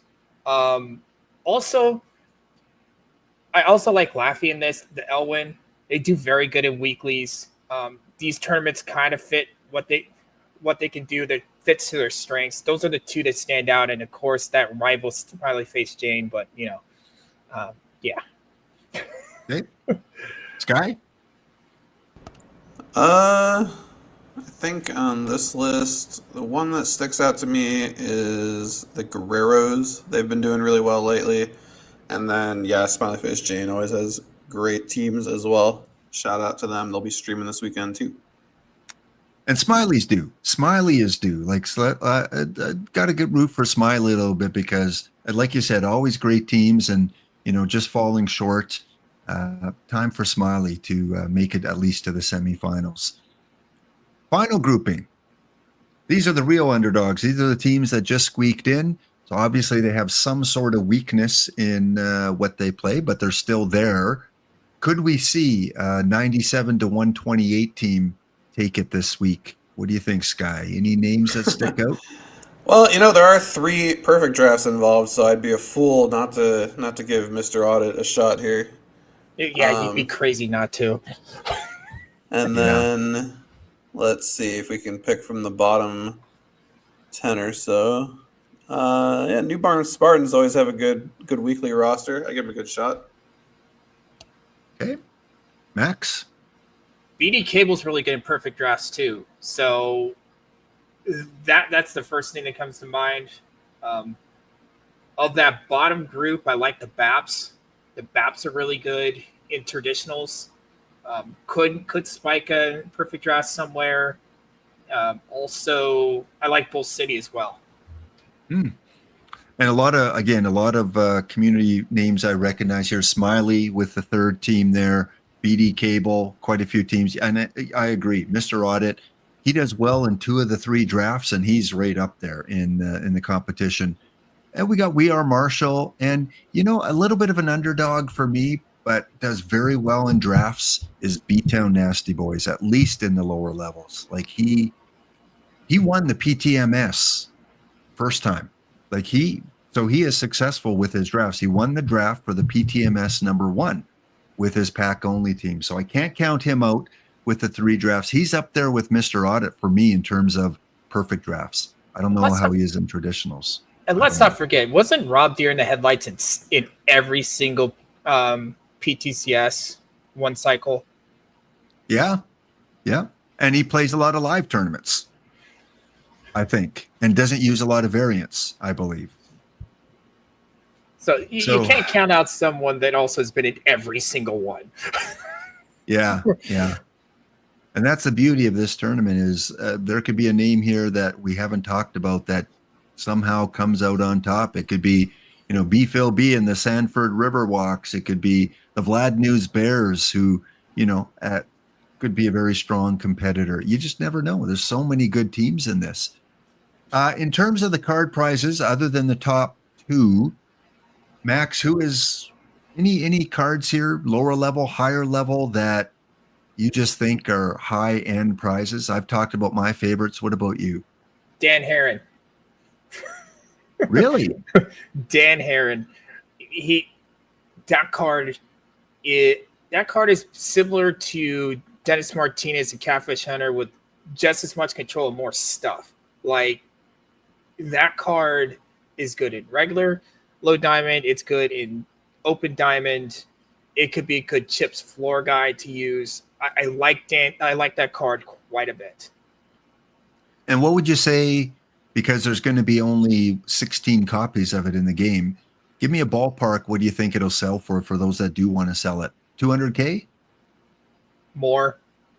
Yeah. Okay. Well, probably 3. I'd say 3. Really that high? Do you think it'd be that high in demand? That's crazy. 300K, maybe. You know someone's going to do it. A Dan Heron fan will do it. True. Sky, how about for you? Any of the cards under number 2 there that you can't wait to get your hands on for specific tournaments? Hey, I mentioned it earlier, the Yachty, right? Give me that Yachty, and I'll be happy. It's just a card that looks like I'll play in too many places. Just because the cap in a fun value, way. right? Cap and defense? Yeah, I love the big avoid K. I love the big defense, and it's a 70. You know, it'll go places. Huh. See, I see the cap value. I see the defense value. I just don't see any or much value in the bat. So you really think we're at the point in the game now where avoid K is really important? I think if you have a bad bat, that's the best stat you can have is avoid K. Yeah. True. No, this is not a good bat though. Like you're completely right. Like the bat is awful, but I do love me some 132 catcher defense. I mean, like 123 framing is nothing to sneeze at. I mean, Yeah. that card can do some. You're not getting that card to hit home runs with. You're getting that card to just Yeah. hold that Cap backstop value and down. defense. Yeah. So you're willing to give up offense from one of your players at least just to have this value. Oh yes. What about the two top number 3 and number 4? Because the third and fourth place finisher will get their name or logo or something to identify them as part of these cards here. At this point in the cycle, Max, do you feel that they're meta enough, too much, not enough? What do you see with the value of cards 3 and 4? I'm not. I don't do a whole lot of like higher end cards. I would defer to Sky on this one. Okay. But I am 100% rooting for Seawood to get that. Have Seawood's name on that Eckersley card just cause. That would be like me wanting a certain streamer to have his name on the kitty card, right? That would be Oh, Ezra for sure. Hey, Sky, tell us about these high level cards. Are they high end enough? I definitely think so. The Eckersley, so it's a reliever. So again, he's not going to carry the team, but that's going to be like a really, really top end reliever. Man, probably for a month or two. The numbers are so big on this card, and big stamina too. Yeah, I mean, it is a reliever, and then Snuffy gonna play really, really well in Perfect League. He's not as exciting as a tournament card, but he's still like insane defender and really good Perfect League card, I think. He'd be good Especially- in dead ball. Yeah, exactly. That's what I was going to say. Early era, I think this card would really kill it in early era. Yeah, and the power being like 90, these values getting compressed in Perfect League, it means he's only like a little bit below the mean, not like insanely below the mean. Yeah. And I've always said, since I've seen these cards, I really like this Mike Trout. Like, am I wrong? Is this a really good gold card? No, Trout's a beast. Yeah. Yes. Yeah. You're right. I guess what stands out to me isn't just like the power level of the card. It's like, how much fun am I going to have with it? Am I going to be playing it more than I should? Right. That's what sort of stands out to me. Okay. Yeah. Because I saw this and I go, wow, this, and he can almost play any era. I mean, the avoid K is low, but I guess that's the one you're willing to sacrifice is the avoid K a little bit. And just he's got everything else. I kind of see a lot of Mike, like Greenberg with a little better defense, doesn't play first base, but a lot of that the big power, big eye. It's going to be a card that you're like, oh, I don't know if I'm going to play. Next thing you know, he's on your roster type of card. Well, Mr. Audit's in the house, and he is one of the favorites because of his drafting. He's asking, what do you win? He hasn't been paying attention. So, Mr. Audit, there are 6 different tournaments. If you win one of those tournaments or you're placing in those tournaments, you're going to get these prizes here. So even if you're knocked out in the first round of a tournament, you'll get 3 historical silver for every one. So at the very minimum, you're going to get yourself 18 historical silver packs all the way up to those rainbows. And if you win the overall tournament, you're going to get yourself 4 all perfect packs, 2,000 clubhouse stars, and then you work your way down to 128th.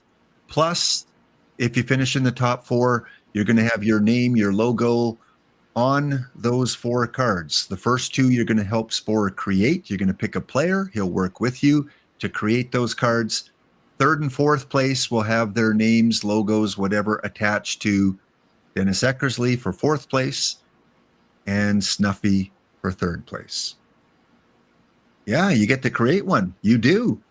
Well, with Spore, of course, you'll get to pick a player. So you're going to pick your favorite Boston Red Sox and give him that meta card to a certain point. Oh, does no, lead to Mr. the- Audit. We're not doing this. If you willed me to a victory before, no, you have a chance to win this thing. I'm not going for that today. Yeah. Yeah. You don't go with that with Mr. Audit. He's proved it way too many. Now, you don't have to tell your selections right here unless you want to. Maybe you have on stream already. But Max, if you do win this, do you have a name in mind or are you still thinking about it? Historical future legend Gil Mesh. Are you serious? Dead serious. What level? Probably diamond. Oh, would you want a low diamond or high diamond? Low diamond. Cool. And Sky? Yeah, I got to go with. So this is my favorite YouTube video to go back and watch. My favorite moment growing up as a Cubs fan. It's got to be the Kerry Wood Immortal game. Yes. So low control? Enough control to get him a 20 strikeout shutout, right? Oh, yeah. All right. And what level do you think he'd probably be perfect, right? You could get Kerry Wood perfect. Yeah, he'd be perfect, but I also think you could design that card so it's not meta breaking. Like you said, keep the control a little bit down, and it won't break perfectly. Keep the home run suppression, not crazy, and yeah, just have big strikeout numbers. It'll be a fun card. It won't be too crazy. I was hoping you were going to go with a better Marmol, maybe a little bit more control. They did it with Chapman, right? Chapman's always had bad control, and they gave him a high-end perfect with really good control. So they can work the numbers if they had to. If they go off of this year the way he's been lately, probably. Yeah. Well, Mr. Audit said 104 Jody Reed, and I don't think that'll happen. I don't think we'll jump up to 104 with this tournament. Maybe 103. And I don't know if they can manufacture a Jody Reed 104. They'd really have to fudge some numbers. Maybe a diamond. I don't know if we've ever seen a Jody Reed diamond, but yeah, that would be an awesome choice too. He's always been launch deck kind of card, Jody Reed, from what I remember. Well, let's end off with this. One piece of advice. I always like to help new players that are coming into the game. And with the sale going on right now with OOTP, we start to see new people come in. Yesterday, I had Nerd, what was his name? Nerd Rebel? No, Nerd. I know who you're talking about. Yeah. And there's always new players coming in. And I always fear new players being overwhelmed and leaving the game after 2 weeks and their iron team stays iron because they're inactive. What advice do you have, Max, for anyone just starting the game now, seeing this W Perfect Team World Championship, figuring I'm never going to get there? Where do they start? I actually had someone on stream last week that was on for the first time, and the first thing I said is go join Perfect Drafts. Learn the cards that way. You don't have to worry about going to get this card. Learn what card works, what card doesn't work, and then go from there. Excellent. And Sky, what advice do you have for the new players? I'd say get yourselves involved in one of the communities, either the official Discord or one of the streamers that you like or that you've seen one of their Discords, and just ask as many questions as you want, because most people are really happy to answer them. Oh, for sure. And sometimes you don't want to ask questions because you feel it's a sign of weakness if you ask too many questions. But no, by all means, ask. Well, what are your streaming times this weekend, guys? Max, when are you planning on being on to get those extra drops? Saturday, I'm probably starting normal time. It'll probably be a 2-stream day. One in the morning, one in the evening. It just depends on how Saturday goes. Sunday is going to be evening because I'll be at work most of the day Sunday. Okay, we're just coming off a break. So because a lot of people might have missed that, I'll get you to repeat it. So good practice. It's like standing in front of a mirror. Okay, here we go. We're almost on the end of a break. Okay. All right. So welcome back from the break. Just before we leave Sky and Max, we got the PTWC coming up this weekend. Max, what's your stream schedule look like? It's probably going to be a 2-stream day. It's probably going to be 1 in the morning, like right around my normal time. Probably going to be around 7 Pacific, so 10 Eastern. And then sometime in the evening, depending on how the day goes, I'll be on in the evening as well for probably the pop-up. And Max, then you know how Sunday, oh, go ahead. Yeah, go ahead. and then Sunday is Sunday's gonna be an evening stream because of work. Do you know how the points work? Like, do you know specifically how many points you get for finishing first, second, and third in all these tournaments? I thought it was in the competitive. See, I'll look. Okay, I it's think somewhere. it's there. Yeah. Um, While you're looking, Sky, how about you? What's your streaming outlook look like this weekend? Saturday I'm gonna do 8 a.m. Eastern, or wait, no, 8 a.m. my time, 11 a.m. Eastern, right? Yeah, that's what it starts. 8 a.m. Pacific, 11 a.m. Eastern. So start of the tournaments, I'll do like an hour and a half, and then I'll do an evening stream. Sunday, I'll do a much longer 11 a.m. Eastern morning stream. Excellent. And did I ask you what your advice to the new players were? I forget if the break was on or not. What was your advice? I don't know if the new break was players? on, but you did. I was saying get yourselves involved in a community, join either streamer Discord or the official Discord, and just ask as many questions. Anything you think of, people are happy to answer it, and there's no shame. Okay, excellent. And I guess in this kind of tournament, again, I forgot to ask this earlier, but micromanaging, is it essential? I mean, obviously people can win without micromanaging, but do you think that's a big part of success, Max, is the ability to have to micromanage and watch your teams all weekend? it helps, but it's not like end breaking. Okay. And Sky? I don't think it's necessary if you build your team well. If you make a mistake and don't have enough pitchers or don't have enough backups for second base, etc., something like that, you can kind of save your roster by microing it. But yeah, it's just build your team well, and you don't need to be there to look at it. I do have the point stretcher. I went to see what's Discord and got it off of there. I'll see if I can. Yeah, just if you can DM me it, like on Discord. Yeah, give me a sec. Yeah, no problem. Yeah, I don't know the points. I just do as well. Thank as you, I can. franchise. Yeah, I like I've always said, and D Block has always said too. It's like you watch lap first for the basic kindergarten kind of things, and then you branch out and you branch out to the other streamers. I teased Max that he is, he's like the middle school going into high school, and then these streamers that have played this game forever and always seem to be at the top. Whether it's Skyrola, whether it's C-Wit, whether it's whoever, they can give you that high end and base game stuff. So many experts in the base game, like franchise and Sean Curtis.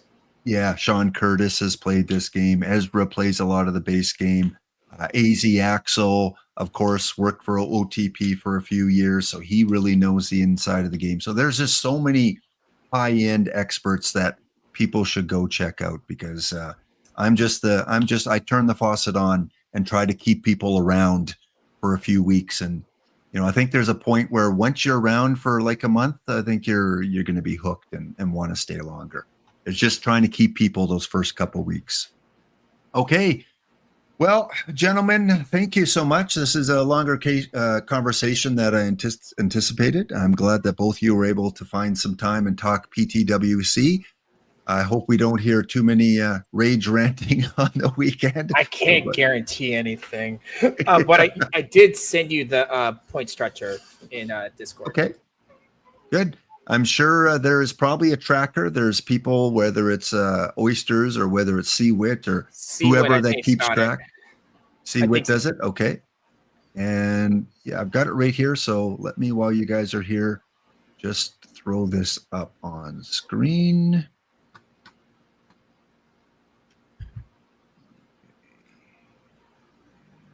Yeah, you won't hear any rage from me, especially because I do have like a busy weekend outside of PTWC.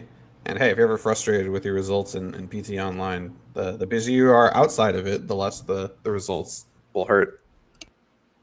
So there you go. If there is a tiebreaker needed, which would be awful, I hope it doesn't come down to that. But if there is a tiebreaker, it goes based on your qualifying ranking, and 125 points for first, all the way down to 5 points if you lose in the first round. And 6 different tournaments where these points will be added. We'll have DishNet on with probably the final couple rounds maybe on Sunday. By then, we'll have a pretty good idea who is still potentially going to get into the top 4. I think if you finish in the top 4, obviously it's a success because you get your name on one of the cards. Guys, have a fun weekend. Thank you for spending the time with us, educating us. And anytime you wanna come on and shoot the crap a little bit and talk about certain things, you're more than welcome. Sky, nice meeting you. Good to have you on. And Max, as always, when are you going to win a 5L? I'll win a 6L before I win a 5L at this rate. Okay. Because, you guys are good, but really, are you that good? Really? No. Really? Not until we get a 5L win. That's where all the sharks go. Right. That's right. Okay. You'll probably both win back-to-back now and get some. I have a Thank you, back-to-back guys. 4Ds. Does that count?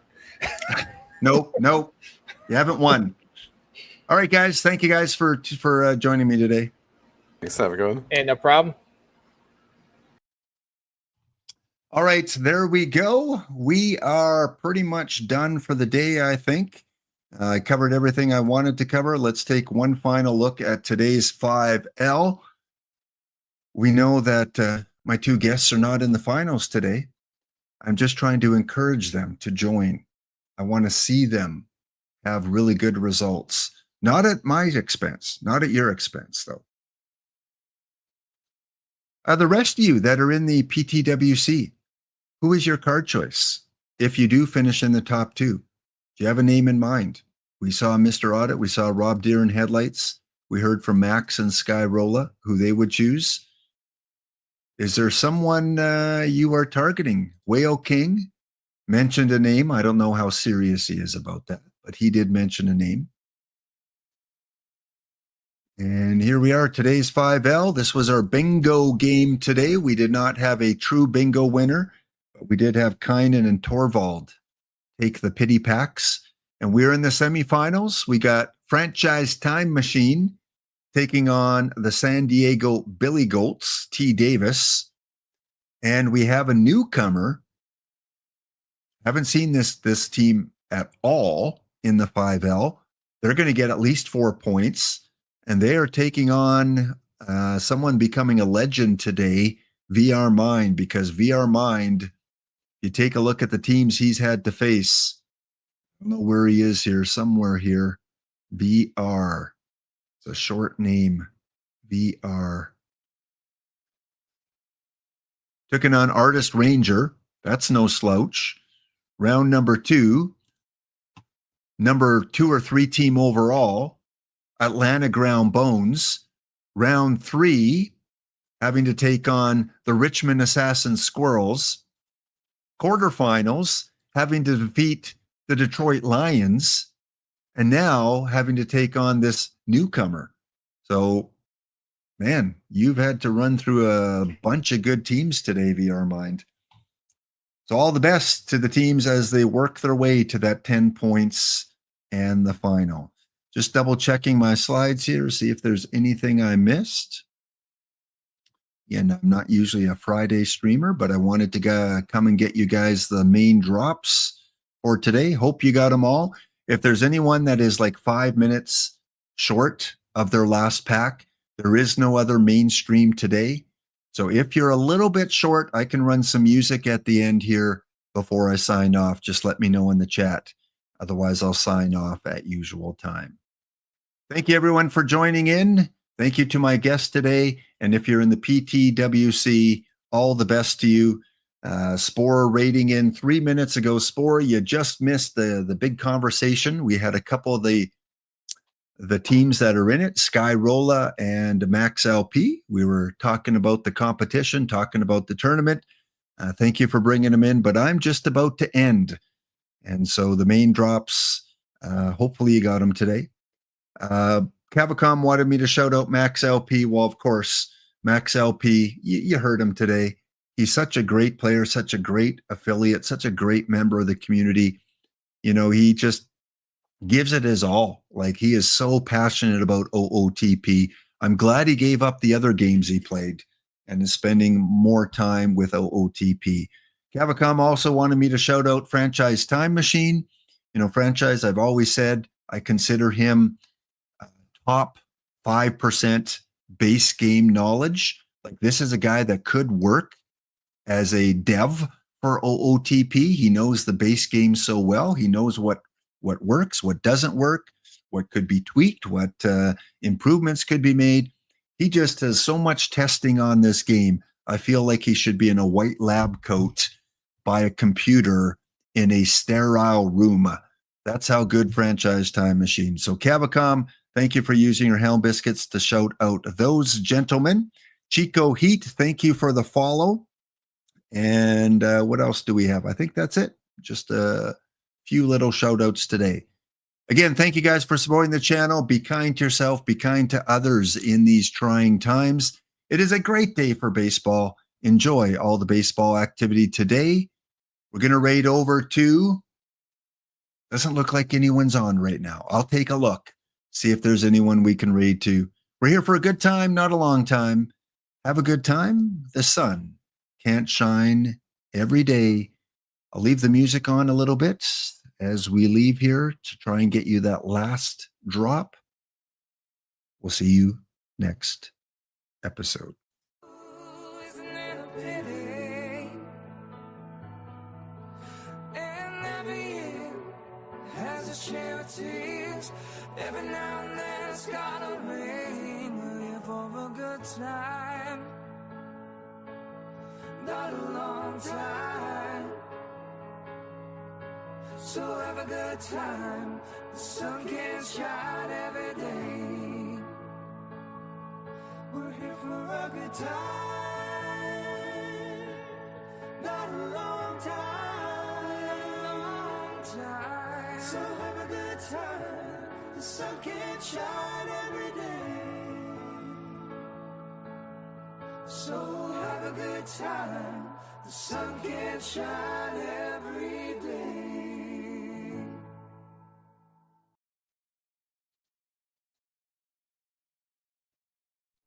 How was your day, sweetheart? It was fine, but my neck is a bit sore. Mine too. Do you think it's our mattress? No, I'm quite certain it's the human beings sitting on our backs. RCMP, Royal Canadian Mounted Police. RCMP, Royal Canadian Mounted Police. We wake up in the morning and we comb our hair, put on our Mountie underwear, protect the country at any stake, playing with horses on every lunch break. Hey, Buttercup! Come play, Buttercup! Canadian pride we represent. We usually wear gray, but you know it's the best when we wear red jackets and fancy hats. Watch us bust and move in our Mountie pants. Go, Daryl! You've got soul, Daryl! Go, Daryl! Go! Oh, go, Daryl! Go, Daryl! Go! RCMP, heroes on horseback from sea to sea. RCMP, Royal Canadian Mounted Police. In all of North America, they're the largest force that cares for ya. RCMP, we're the Mounties. Like the police, but for the whole nation. Protect the PM in every situation. We're the fighters of federal crimes, like people producing fake dollars and dimes. Hey, Bill! That looks like a fake bill! In certain regions where the local cops protect the streets and make the crime stop. For others we guard their highways the best, enforcing safety in our flashy vests. RCMP, Royal Canadian Mounted Police. RCMP, Royal Canadian Mounted Police. We're the mounted Mounties and we draw the line on dangerous stuff from other countries to mine. Protect the nation from all around and keep the borders safe and sound. Good night, border. Sleep tight, border. RCMP, heroes on horseback from sea to sea. RCMP, Royal Canadian Mounted Police. In 1920, they became the crime fighters that saved the day. RCMP, we're the Mounties. Our fancy coat is called a surge. It's fresh and fierce and gives us courage. Our baggy pants aren't possible, but they make sitting like this possible.